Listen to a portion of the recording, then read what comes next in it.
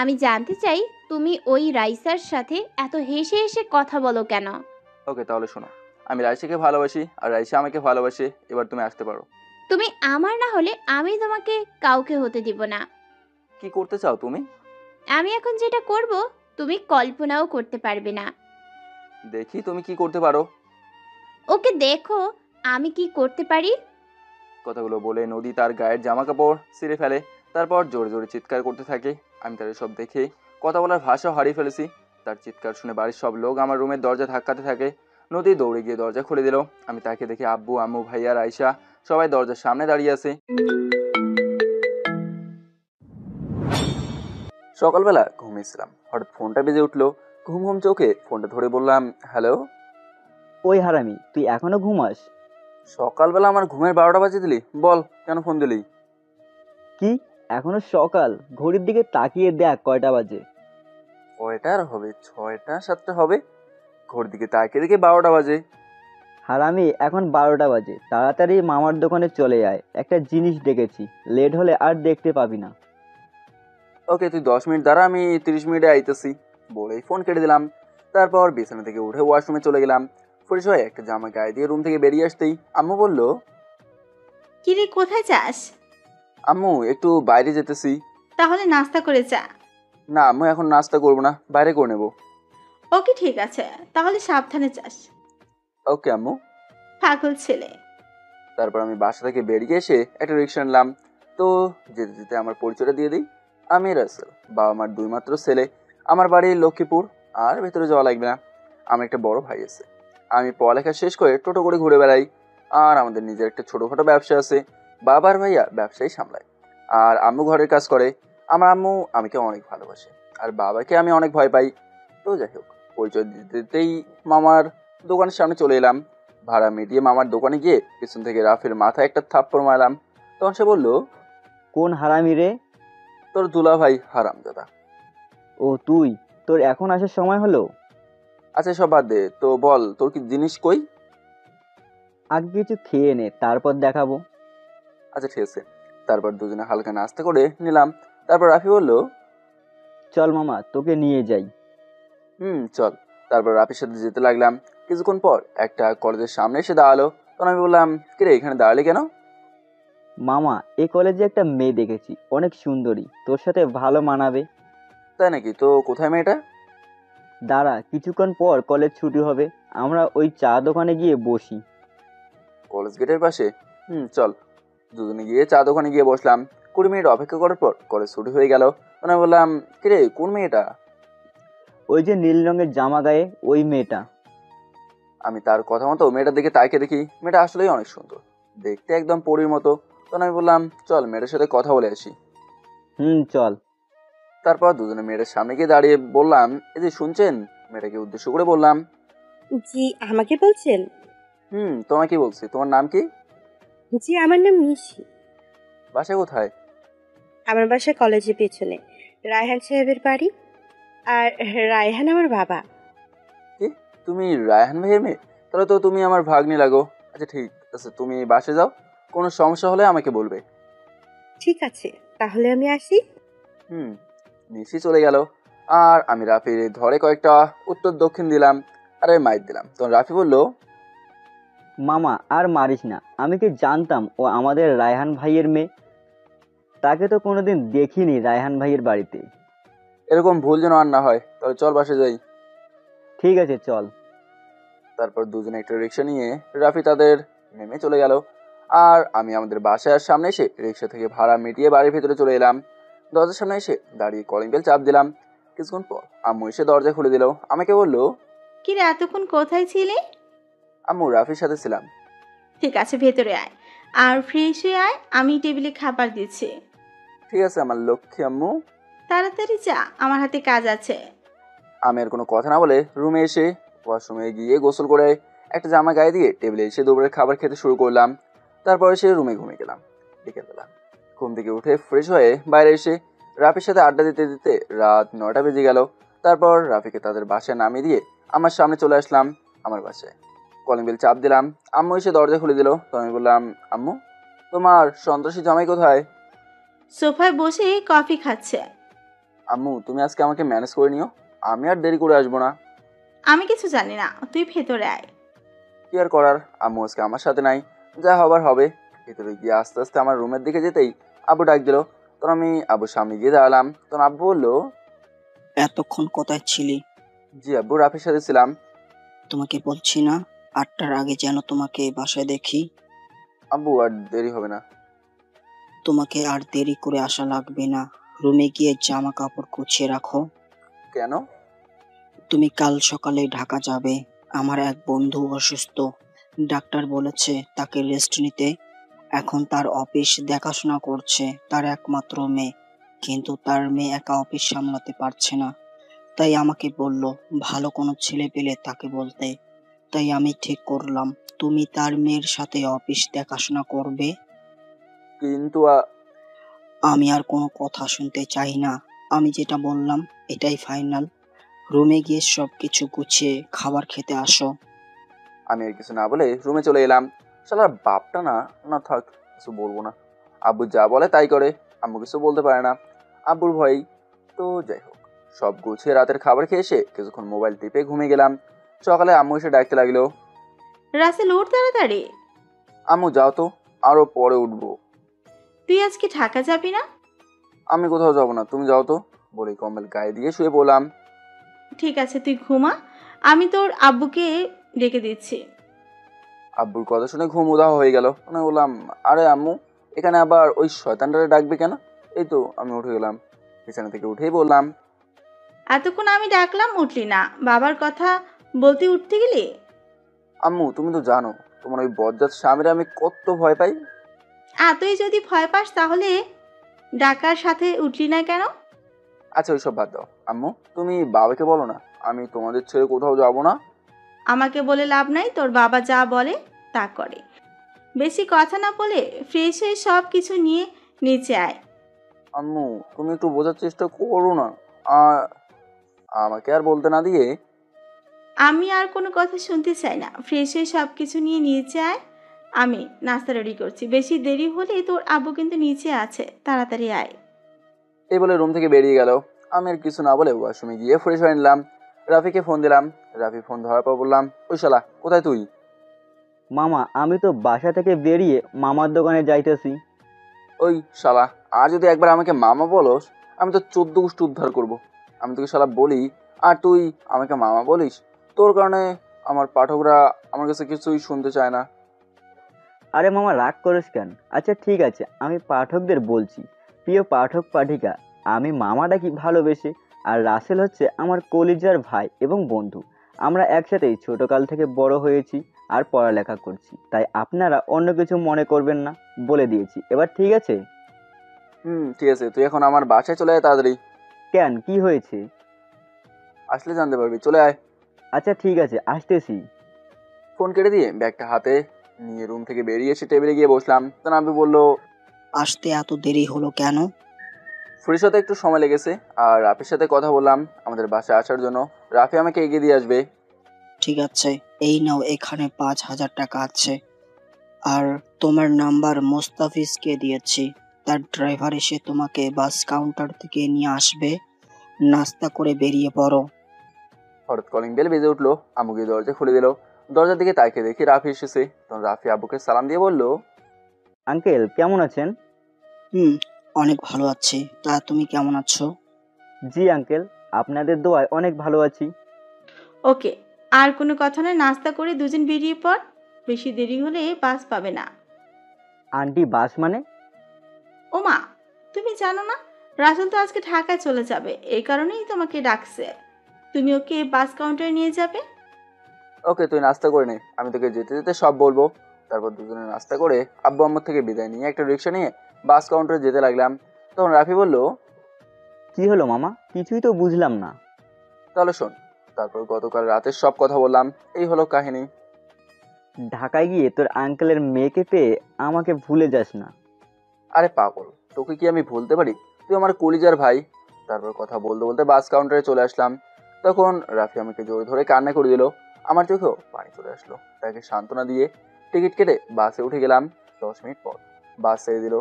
পরিবারকে ছেড়ে আসতে অনেক কষ্ট হয়েছে। বিশেষ করে রাফির জন্য আরও অনেক খারাপ লাগছে। বেশিরভাগ আমরা দুজনেই চলাফেরা করতাম একসাথে। তো যাই হোক, এসব কিছু ভাবতে ভাবতেই ঘুমিয়ে গেলাম।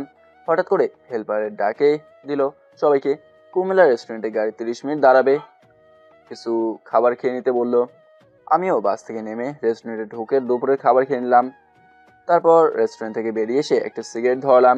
আমি আবার অত বেশি সিগারেট টানি না, মাঝে মধ্যেই খাই। তো যাই হোক, সিগারেট শেষ করে বাসে এসে বসলাম।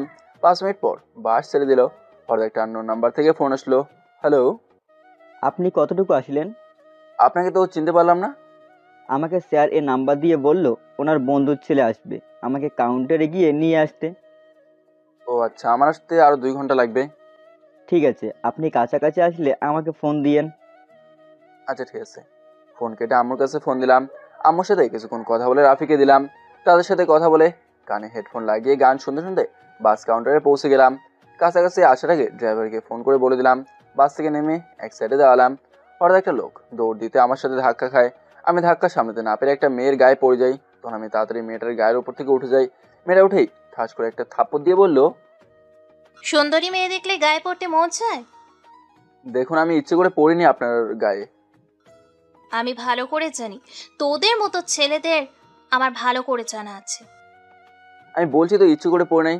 তারপর আর বলতে না দিয়ে, চুপ, আর একটাও কথা বলবি না। আর যদি বলেছ, আমার থেকে খারাপ আর কেউ হবে না। এতক্ষণ সবাই আমাদের কাহিনী দেখলো, অনেকে অনেক কথা বললো। কিছুক্ষণ পর ড্রাইভার গাড়ি নিয়ে আসলো। তারপর আমি গাড়িতে উঠে বসলাম। 20 মিনিট পর একটা বড় বাড়ির সামনে এসে গাড়ি থামালো। গাড়ি থেকে নেমে ভিতরে ঢুকে দরজার সামনে এসে কলিং বেল চাপ দিলাম।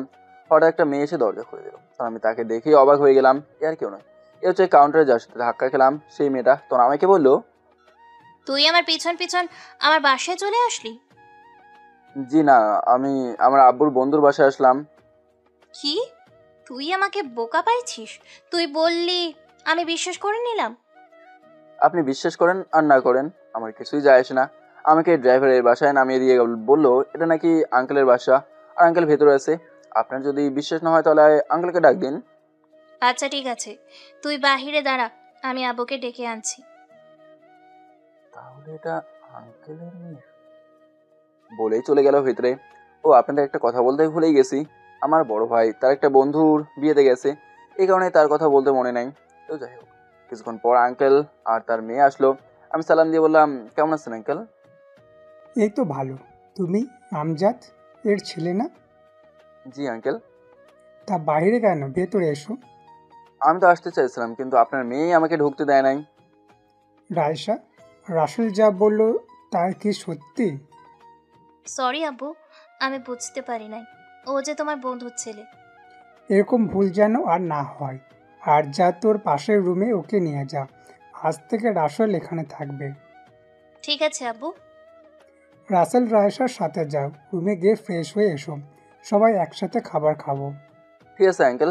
তারপর রাইসা আমাকে তার পাশের রুমে নিয়ে গেল। তারপর বলল, এটা আপনার রুম, এখন আপনি যান।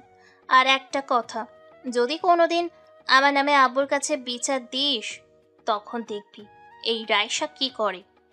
ঠিক আছে, কোনোদিনও আপনার নামে বিচার দেব না। কথাটা যেন মনে থাকে। বলে চলে গেল রুম থেকে। আরে রাইসা, তুমি আমাকে চেনো নাই, আমি কি করি কয়দিন পর দেখবা।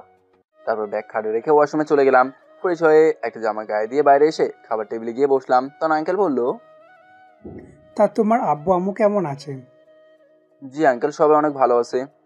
ছোটোকালে তোমার আব্বু আর আমি একসাথে চলাফেরা করতাম, একসাথে পড়ালেখা করেছি। তোমার আব্বু ছিল আমার বেস্ট ফ্রেন্ড। কলেজে ওঠার পর একটা মেয়ের সাথে প্রেম করি। আব্বু আম্মুকে বললাম তাকে আমি বিয়ে করব, কিন্তু আব্বু আম্মু কোনো মতে রাজি না। তারপর দুজন পালিয়ে থাকা চলে এলাম ঢাকায়, এসে বিয়ে করে ফেললাম তাকে। তারপর দুজনে সুন্দরভাবে সংসার করতে লাগলাম। আমি একটা ব্যবসা ধরলাম, আস্তে ধীরে আমার ব্যবসা অনেক বড় হয়ে গেল। আঙ্কেল, আন্টিকে তো দেখলাম না। তোমার আন্টি রায়সাকে জন্ম দিয়ে আমাদের ছেড়ে চলে গেছে। তারপর রায়সার সুখের কথা চিন্তা করে আর দ্বিতীয় বিয়ে করিনি। রায়সাকে নিয়ে আমার সব পড়ালেখা শেষ করে এখন আমার অফিস দেখাশোনা করছে। আমার মেয়ের মনটা অনেক ভালো। মাঝে মাঝে জেদ উঠলে কী করে নিজেই জানে না। অনেক কথা হয়েছে, খাবার খেয়ে রেস্ট নাও। তুমি অনেক জার্নি করে আসলে। আর রাইসা ম্যাম কোথায়? তুমি তাকে রায়সা বলেই ডাকবে। তুমি খাওয়ার শেষে কিছুক্ষণ পরে চলে আসবে।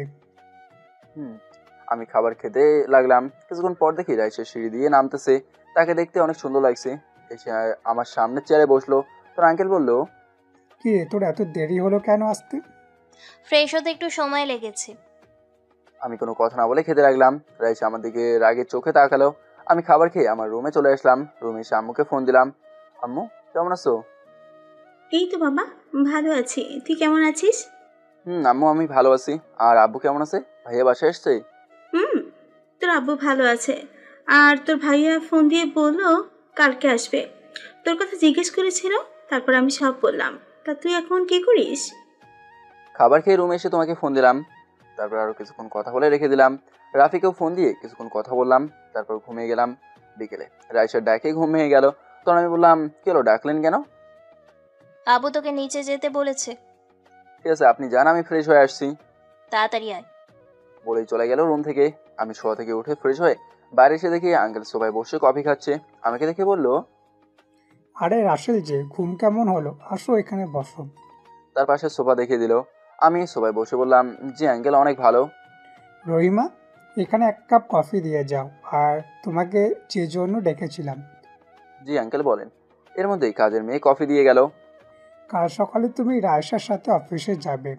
আমি রায়সাকে সব বলে দিয়েছি, সে তোমাকে সব বুঝিয়ে দেবে। দুজনে একসাথে অফিস যাবে, নিজের অফিস মনে করে কাজ করবে। জি আঙ্কেল, আমার জন্য দোয়া করবেন। আমি যেন আমার সবটুকু দিয়ে কাজ করতে পারি। আমার দোয়া সবসময় তোমার সাথে থাকবে। আমি জানি তুমি অনেক মেধাবী ছেলে, তোমার কথাবার্তা অনেক ভালো। আমি জানি তুমি তাড়াতাড়ি সব কিছু বুঝে যাবে। তো যাই হোক, খাবার খেয়ে ঘুমিয়ে পড়ো, সকালে তাড়াতাড়ি উঠতে হবে। জি আঙ্কেল। তারপর দুজনে গিয়ে খাবার টেবিলে চেয়ার টেনে বসলাম। কিছুক্ষণ পর রাইসাও চলে এলো। তখন আঙ্কেল বলল, রায়সা মামনি সকালে তোমার সাথে রাসেলকে অফিস নিয়ে যাবে আর তাকে সব কাজ বুঝিয়ে দেবে। আমার দিকে রেগে তাকিয়ে বলল, ঠিক আছে আব্বু। ঠিক আছে, খাবার খেয়ে ঘুমিয়ে পড়ো, সকালে ঘুম থেকে উঠে তাড়াতাড়ি যেতে হবে। তারপর সবাই খাবার খেয়ে যে যার রুমে চলে গেল। আমি আমার রুমে এসে কিছুক্ষণ মোবাইল টিপে ঘুমিয়ে গেলাম। সকালে হঠাৎ করে কে যেন আমার চোখে পানি দিল। চোখ খুলে দেখি রাইসা দাঁড়িয়ে আছে। তখন আমি বললাম, চোখে পানি দিলেন কেন? তোকে সেই কখন থেকে ডাকতেছি, তোর ওটার নামই নাই, তাই বাধ্য হয়ে তোর চোখে পানি দিলাম। তাই বলে চোখে পানি দিবেন? পানি দিয়েছি, বেশ করেছি। তাড়াতাড়ি ফ্রেশ হয়ে নাস্তা টেবিলে আয়, অফিসের সময় হয়ে গেছে। ঠিক আছে, আপনি যান, আমি আসতেছি। তাড়াতাড়ি আয়। বলে চলে গেল রুম থেকে। আমি শো থেকে উঠে ফ্রেশ হয়ে জামা প্যান্ট পরে নিলাম। রুম থেকে বেরিয়ে এসে নাস্তার টেবিলে গিয়ে একটা চেয়ার টেনে বসলাম। কিছুক্ষণ পর সিঁড়ির দিকে তাকিয়ে আমার চোখ আটকে গেল। কারণ আজকে রাইসা শাড়ি পরেছে, নীল রঙের একটা শাড়ি পরেছে। দেখতে একদম পরীর মতো লাগছে। তাকে দেখে আমি আবারও প্রেমে পড়ে গেলাম। আমার সামনে এসে দাঁড়িয়ে বলল, ওই, এভাবে তাকিয়েছিস কেন? আপনাকে আজ অনেক সুন্দর লাগছে। বেশি কথা না বলে তাড়াতাড়ি নাস্তা কর, এমনি আজকে অনেক লেট হয়ে গেছে। আমি আর কিছু না বলে নাস্তা করে বাসার বাইরে এসে দাঁড়ালাম। কিছুক্ষণ পর রাইসা বেরিয়ে এসে গাড়িতে গিয়ে পেছনের সিটে বসলো। আমি ড্রাইভারের সাথে সামনে বসলাম। তারপর গাড়ি চলতে লাগলো অফিসের দিকে। 30 মিনিট পর গাড়ি এসে অফিসের সামনে থামলো। গাড়িতে একটা কথাও হয় নাই। তারপর দুজনে অফিসের ভেতরে ঢুকলাম। ঢোকার সাথে সাথেই সবাই দাঁড়িয়ে সালাম দিল। দুজনেই রাইসার কেবিনে ঢুকলাম। আমাকে চেয়ারে বসতে বললো। আমি একটা চেয়ার টেনে বসলাম। রাইসার কাকি জানে ফোন দিয়ে কেবিনে আসতে বললো। কিছুক্ষণ পর একটা লোক অনুমতি নিয়ে ভেতরে ঢুকলো। তখন লোকটি বলল, ম্যাম, আমাকে ডেকেছেন? আঙ্কেল, আপনাকে কতবার বলবো আমাকে ম্যাম বলে ডাকবেন না। চেয়ারে বসুন। এটা কিভাবে হয় ম্যাম? আমি একজন কর্মচারী হয়ে আপনার নাম ধরে ডাকবো? আপনি আমার বাবার মতো, বাবা হয়ে মেয়েকে ম্যাম বলবেন? আমি আর যেন তোমার মুখে ম্যাম না শুনি। আমাকে আমার নাম ধরে ডাকবে। আচ্ছা ঠিক আছে মা, আর বলবো না। তো বলো, আমাকে কেন ডাকলে? ওর নাম রাসেল। আজ থেকে ও আমাদের অফিসে কাজ করবে। তোমাকে আমি গতকাল রাতে ওর কথা বলেছিলাম। তুমি ওকে ওর কেবিন দেখিয়ে দাও আর ওর কাজগুলো বুঝিয়ে দাও। ওকে মা, আমি তাকে সব বুঝিয়ে দিচ্ছি। আপনি আমার সাথে চলুন। জি চলুন। আপনি আঙ্কেলের সাথে যান, আপনাকে সব বুঝিয়ে দেবে। আর কোনো সমস্যা হলে আমার কাছে আসবেন। তারপর আমি আর লোকটি রাইসার কেবিন থেকে বেরিয়ে আসলাম। তারপর আমি লোকটিকে বললাম, আচ্ছা, আমি তো আপনাকে চিনতে পারলাম না। জি, আমি এই অফিসের ম্যানেজার। আমার নাম ইকবাল হোসেন। আমি এই অফিসে আজ থেকে 10 বছর কাজ করি। আর আপনাকে তো চিনতে পারলাম না। প্রথমত আমাকে নাম ধরে রাখবেন। আর আমি এই অফিসের বসের বন্ধুর ছেলে, বাড়ি লক্ষ্মীপুর। আমি কালকেই আসলাম, আঙ্কেলের বাসায় থাকবো। আমার বাবার ভাই আমাদের একটা ব্যবসা আছে, ওইটাই সামলায়। আর আম্মু ঘরের কাজেই ব্যস্ত থাকে। তোমাদের ব্যবসা থাকতে তুমি এই অফিসে কেন এলে? আঙ্কেল নাকি অসুস্থ, তার মেয়ে একা অফিস সামলাতে কষ্ট হয়। এই কারণেই আব্বু আমাকে এখানে পাঠায়। আঙ্কেলের মেয়ের সাথে যেন অফিসটা দেখাশোনা করি। কথা বলতে বলতে একটা কেবিনের সামনে এসে দাঁড়াই, তখন ম্যানেজার বলল, এটা তোমার কেবিন, আর এখানে কিছু ফাইল রাখা আছে। এইগুলো কাজ করো। সমস্যা হলে রায়সা মামুনির কাছে গিয়ে ঠিক করে নিও। ঠিক আছে আঙ্কেল। ম্যানেজার চলে গেল। আমি বসে বসে ফাইলগুলোর কাজ করতে লাগলাম। আমি বুঝি না, এমন কোনো কথা না। আমি আমাদের অফিসে মাঝে মাঝে গিয়ে কাজ করতাম। তো যাই হোক, আমি কাজ করতে লাগলাম। আর পাশে একটা লোক বলল, হ্যাঁ, আমি আরিফ। আমি রাসেল। তুমি কি নতুন? তোমার বাড়ি কোথায়? জি আমি নতুন, আর আমার বাড়ি লক্ষ্মীপুর। আপনার বাড়ি কোথায়? আমার বাড়ি দিনাজপুর। আমাকে আপনি না তুমি করে বলবা। ঠিক আছে, তুমি করে বলবো। তুমিও আমাকে তুমি করে বলবা। আচ্ছা ঠিক আছে, বলবো। তারপর আরও কিছুক্ষণ কথা বলার পর কাজ করতে লাগলাম। কাজ করতে করতে হঠাৎ একটা ফাইল আটকে গেলাম। একবার মনে করতেছি আরিফের কাছে যাব, তারপর আবার মনে করলাম কি জানি কিভাবে। তাই আর কিছু না ভেবে ফাইলটা নিয়ে রাইসের কেবিনের সামনে গিয়ে দাঁড়ালাম। দরজায় দাঁড়িয়ে বললাম, আসতে পারি ম্যাম? আরে রাসেল, তুমি আসো। জি ম্যাম। আরে তুমি আমাকে ম্যাম বলো কেন? আমাকে তুমি নাম ধরে ডাকবে। চেয়ারে বসো। কি ব্যাপার, হঠাৎ এভাবে কথা বলে কেন? না ম্যাম, এটা কি করে হয়? আমি একজন কর্মচারী হয়ে নাম ধরে রাখতে পারবো না। ওই, তুমি কি আমাদের বাহিরের কেউ? তুমি হলে বাবার বন্ধুর ছেলে। যদি অফিসের কেউ জানে তুমি আমার বাবার বন্ধুর ছেলে হয়ে আমাকে ম্যাম ডাকছো, তখন আমাদের কাছে কেমন লাগবে? তুমি এখন থেকে আমাকে নাম ধরে ডাকবে, বাস। ঠিক আছে ম্যাম। না না রাইসা। এই তো গুড। আর একটা কথা, গতকালের জন্য আমি সরি। আমার এক বান্ধবীর সাথে ঝগড়া করে আসছিলাম, মাথা পুরাই গরম ছিল, তাই রেগে তোমাকে থাপ্পড় মারলাম। প্লিজ তুমি আমাকে মাফ করে দিও। আর আমি কিছু মনে করি নাই। হ্যাঁ, তোমার উপর রাখছিল, কিন্তু এখন আমি তোমাকে মাফ করে দিছি। আচ্ছা ঠিক আছে, লাঞ্চের টাইম হয়ে গেছে, চলো দুজনে ক্যান্টিনে গিয়ে খাবার খেয়ে আসি। ঠিক আছে চলো। তারপর দুজনে ক্যান্টিনে চলে গেলাম। একটা টেবিলে গিয়ে দুজনে বসলাম। তারপর রাইসা অর্ডার দিল। কিছুক্ষণ পর খাবার দিয়ে গেল। দুজনে খেতে লাগলাম। আর রাইসা বলল, আচ্ছা রাসেল, তুমি কি কখনো প্রেম করেছো? আমার দ্বারা এসব প্রেম ভালোবাসা হবে না। কেন হবে না? আমি দেখতে অতটাও ভালো না। দেখতে কালো একদম, এমন ছেলের সাথে কেউ প্রেম করবে? কে বলেছে তুমি দেখতে ভালো না? তুমি দেখতে অনেক সুন্দর, যে কোনো মেয়ে তোমাকে দেখলে পাগল হয়ে যাবে। যদি পাগল হতো তাহলে এখন আমি সিঙ্গেল থাকতাম না। আশেপাশে দেখলে পেতেও পারো। কই, আশেপাশে তো কাউকে দেখলাম না। আরে গাধা, আমাকে কি চোখে পড়ে না? বিড়বিড় করে কি বলছো? না কিছু না, খাবার খাও। খাবার খেয়ে আমি বিল দিতে গেলাম। রাইসা জোর করে দিয়ে দেয়। দুজনে অফিসে এসে আমি আমার কেবিনে চলে আসলাম, কাজ করতে লাগলাম। তখন আরিফ বলল, কি ব্যাপার রাসেল, তোমার সাথে ম্যাম এত হেসে কথা বলে কেন? কিছু চলছে নাকি? আরে ভাই, প্রথম দিন তো, তাই কাজগুলো বুঝিয়ে দেই। আর গতকাল তার বান্ধবীর সাথে ঝগড়া হয়েছে, তাই কি হয়েছে আমাকে বলছে, ওইটা নিয়ে হাসাহাসি করছিলাম। মিথ্যা বললাম। সত্যি কথা বললে বলবে, প্রথম দিন এই ম্যামের সাথে এত হাসাহাসি করে কথা বলি কেন? ও আচ্ছা, তাই বলো। আমি তো মনে করেছিলাম না থাক। প্রথম দিন কেমন লাগছে? জি অনেক ভালো লাগছে। আচ্ছা ঠিক আছে, কাজ করেন, পরে কথা হবে।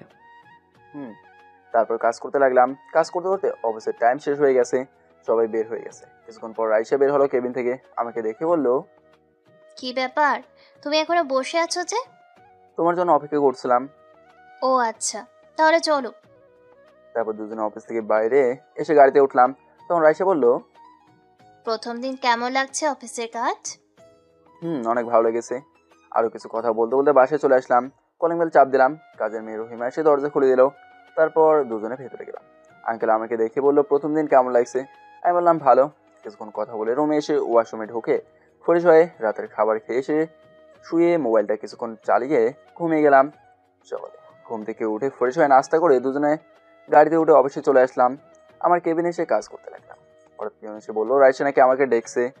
তাই আমি উঠে রাইসার কেবিনে যেতেই ঠাস একটা মেয়ের সাথে ধাক্কা খেয়ে পড়ে গেলাম। আমি তাড়াতাড়ি উঠে মেয়েটাকে বললাম, সরি, আমি আপনাকে দেখতে পাইনি। ইটস ওকে, সমস্যা নেই। আপনার কোথাও লাগেনি তো? জি না, আমার কোথাও লাগেনি। আপনাকে তো চিনতে পারলাম না।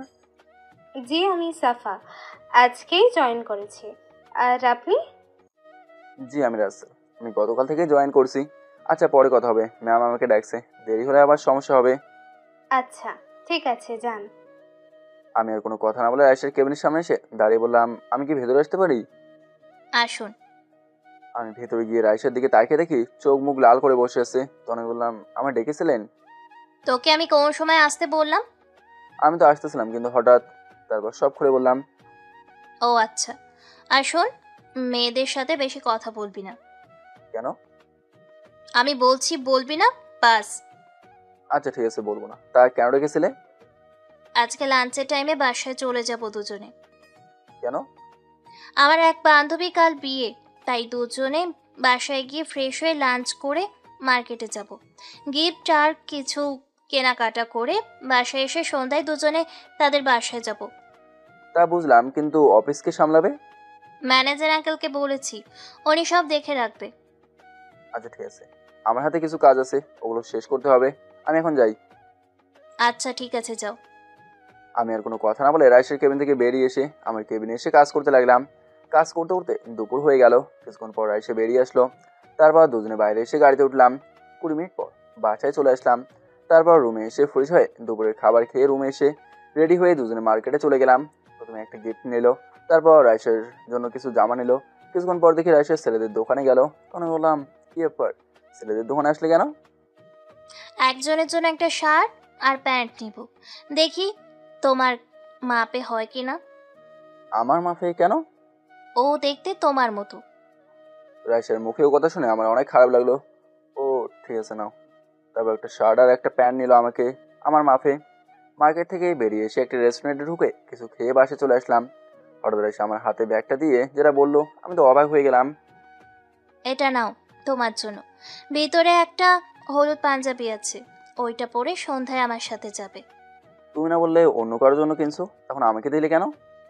এগুলো আমি তোমার জন্য কিনেছি, তোমার জন্য বললে তুমি কিনতে দিতে না, তাই তোমার কথা বলেছি। আমি এগুলো নিতে পারবো না। কেন? আমি কারো দেওয়া জিনিস নেই না। আমি বলছি নিতে, আমি আর কোনো কথা শুনতে চাই না। যাও ফ্রেশ হয়ে রেডি হয়ে নাও। আমি রেডি হতে গেলাম। কিন্তু আর কিছু বলতে পারলাম না। তার আগে আমার দিকে চোখ রাঙিয়ে তাকালো। আমি আর কোনো কথা না বলে রুমে এসে ওয়াশরুমে ঢুকে ফ্রেশ হয়ে পাঞ্জাবি পরে রেডি হয়ে রুম থেকে বেরিয়ে আসলাম। কিছুক্ষণ পর সের দিকে তাকিয়ে আমি অবাক হয়ে গেলাম, কারণ রাইসা একটা হলুদ শাড়ি পরেছে, আমার সাথে ম্যাচ করে। তাকে দেখতে একদম পরীর মতো লাগছে। আমি এক ধ্যানে তাকিয়ে রইলাম রাইসার দেখে। কখন যে আমার সামনে চলে আসছে আমি বলতেই পারলাম না। তখন আমাকে ধাক্কা দিয়ে বললো, এভাবে তাকিয়ে আছো কেন? একটা পরী দেখি। কোথায়? আমি তো কোনো পরী দেখি না। তুমি কি পরী থেকে কম নাকি? ও তাই? তোমাকেও অনেক সুন্দর লাগছে। আমাকে মোটেও সুন্দর লাগছে না। একবার নিজেকে আয়নায় দেখো, তোমাকে আজকে অনেক সুন্দর লাগছে। যে কোনো মেয়ে দেখলে পাগল হয়ে যাবে। মেয়ের দরকার নেই, তুমি বললেই চলবে। এ তুমি বিড়ি করে কি বলো? না কিছু না। আচ্ছা চলো, অনেক দেরি হয়ে যাচ্ছে। ঠিক আছে চলো। তারপর দুজনে বাইরে এসে গাড়ির সামনে দাঁড়ালাম। ড্রাইভারকে দেখতেছি না। আমি বললাম, কি হবে, ড্রাইভার আঙ্কেল কোথায়? ড্রাইভার আঙ্কেলকে বাসায় পাঠিয়ে দিয়েছি। কেন? তাহলে গাড়ি চালাবে কে? কেন? আমি চালাবো। আমি কি গাড়ি চালাতে পারি না? ও আচ্ছা, তাহলে চলো। তারপর আমি পিছনে বসতে গেলে রাইসা আমাকে বলে সামনে বসতে। তাই আর কোনো কথা না বলে গাড়ির সামনে উঠে বসলাম। রাইসা গাড়ি চালাতে লাগলো। কথা বলতে বলতে আমরা একটা বাসের সামনে চলে আসলাম। বাড়িটা অনেক সুন্দর করে সাজিয়েছে। রাইসা গাড়ির একটা জায়গায় পার্ক করে তারপর দুজনে গাড়ি থেকে নেমে বাসার ভেতরে ঢুকলাম। হঠাৎ কিছু মেয়ে এসে রাইসাকে জড়িয়ে ধরে বললো, কিরে, তোর আসতে এত লেট হলো কেন? তুই জানিস তোর জন্য আমরা কতক্ষণ অপেক্ষা করে আছি? আচ্ছা পরে কথা হবে, ভিতরে চলো। কিরে রাইসা, এই ছেলেটা কে? ও হচ্ছে রাসেল, বাবার বন্ধুর ছেলে। আমার সাথে অফিসে কাজ করে। আমি একা সামলাতে পারি না, তাই আব্বু ওকে আনছে। দেখতে কিন্তু হ্যান্ডসাম, তোর সাথে ভালোই মানাবে। কি রে, আমাদের সাথে পরিচয় করে দিবি না? তোরা পরিচয় হয়ে নাও, আমাকে বলছিস কেন? তোর কিছু করতে হবে না। হাই, আমি মিম। আমি রাসেল। হাই, আমি সীমা। আমি নীলা। আপনাকে আজকে অনেক সুন্দর লাগছে। থ্যাঙ্কস, আপনাদেরও অনেক সুন্দর লাগছে। হয়েছে, অনেক কথা হলো। এখন আমরা রিফার কাছে, তাই চলো। আর রাসেল, তুমি ওইখানে বসো, আমি রিফার সাথে দেখা করে আসি। আচ্ছা ঠিক আছে। রাইসা তার বান্ধবীর সাথে চলে গেল। আমি এক কোণে গিয়ে একটা চেয়ারে বসলাম। হঠাৎ একটা মেয়ে সামনে এসে বলল, আরে আপনি এখানে? আমি তার দিকে তাকিয়ে দেখি সকালে যে মেয়েটার সাথে ধাক্কা খেলাম, মানে সাপা। আমি বললাম, আমারও একই প্রশ্ন, তুমি এখানে? আমার কাজিনের বিয়ে, আমি থাকবো না তো কে থাকবে? ও, তার মানে তোমার কাজিনের বিয়ে? হুম, আপনি এখানে কিভাবে? আমি তোমার ম্যামের সাথে আসলাম। তোমার ম্যামের নাকি বান্ধবী, তাই আমাকে সাথে করে নিয়ে এলো। ও আচ্ছা, তা এখানে একা বসে আছো কেন? ম্যাম কোথায়? তোমার ম্যাম তার বান্ধবীর সাথে দেখা করতে গেছে, আমাকে বললো এখানে বসতে, দেখা করে চলে আসবে। ও, আজকে আপনাকে অনেক সুন্দর লাগছে। ধন্যবাদ, আপনাকে অনেক সুন্দর লাগছে। ধন্যবাদ। আচ্ছা, আমরা কি তুমি করে বলতে পারি না? একসাথে অফিসে কাজ করি, সেই হিসেবে আজকে থেকে আমাকে তুমি করে বলবেন। আচ্ছা ঠিক আছে, তুমি করেই বলবো। তোমাকেও তুমি করেই বলতে হবে আমাকে। আচ্ছা ঠিক আছে, বলবো। তাহলে তুমি বসো, আমি ভেতর থেকে ঘুরে আসি। ঠিক আছে, যাও। সাপা চলে গেল। হঠাৎ করে রাইসা এসে বললো, ওই মেয়েটাকে কিসের এত কথা বললে? আরে সকালে তোমাকে যে মেয়েটার কথা বললাম না, ওটা সেই মেয়েটা। তার নাকি কাজিনের বিয়ে।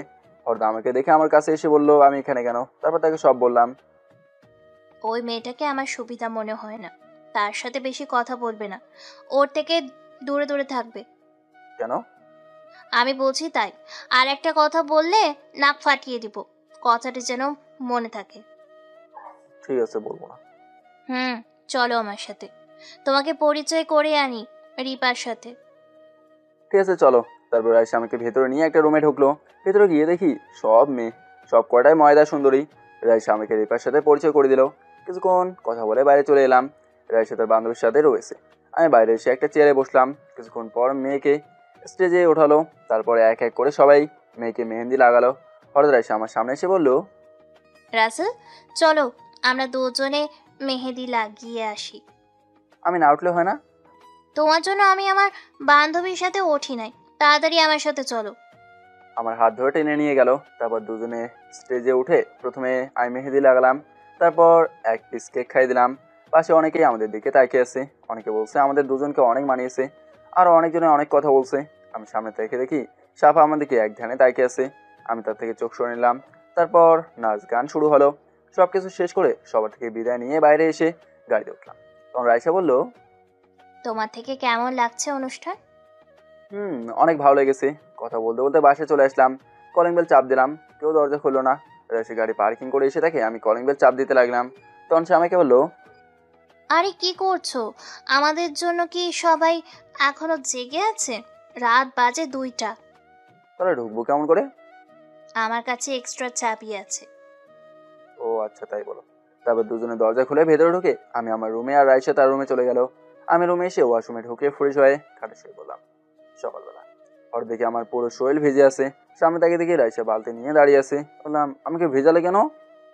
তোকে সকাল থেকে ডাকতে ডাকতে তোর ওঠার কোনো নাম নাই, তাই বাধ্য হয়ে তোর গায়ে পানি দিলাম। এত সকাল সকাল আমার ঘুম ভাঙলা কেন? কি এখনো সকাল? দুপুর 12টা বাজে। বিয়েতে যাবি না? তোর জন্য আজকে অনেক লেট হয়ে গেল। তাড়াতাড়ি ফ্রেশ হয়ে রেডি হয়ে নিচে আয়। তুমি যাও, আমি আসছি। তাড়াতাড়ি আয়। আমি আর কোনো কথা না বলে ওয়াশরুমে ঢুকে গোসল করে এসে রাইসা যে শার্ট প্যান্ট দিয়েছে ওগুলো পরে রুমের বাইরে আসতেই রাইসা আমার সাথে ধাক্কা খেয়ে পড়ে যেতে লাগলো।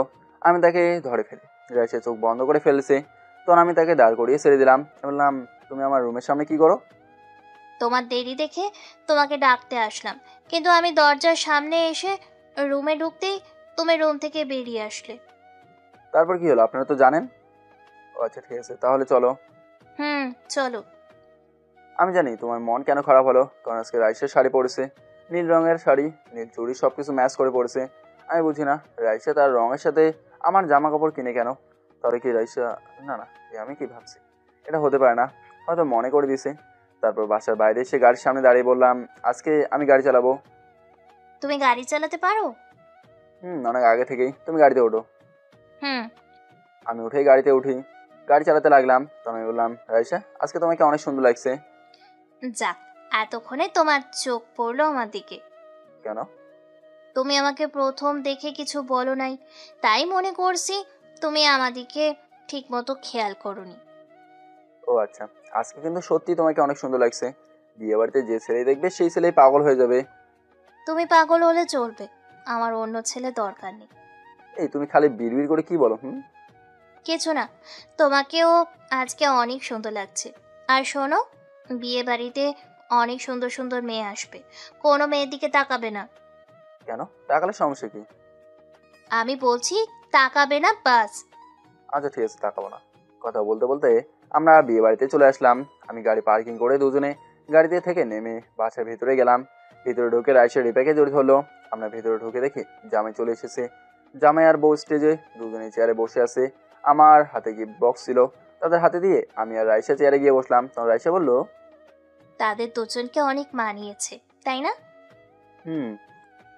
আমারও অনেক স্বপ্ন আছে, আমার বিয়ের সময় দুজনকে একসাথে স্টেজে বসাবো, দুজনে হাতে হাত রাখবো।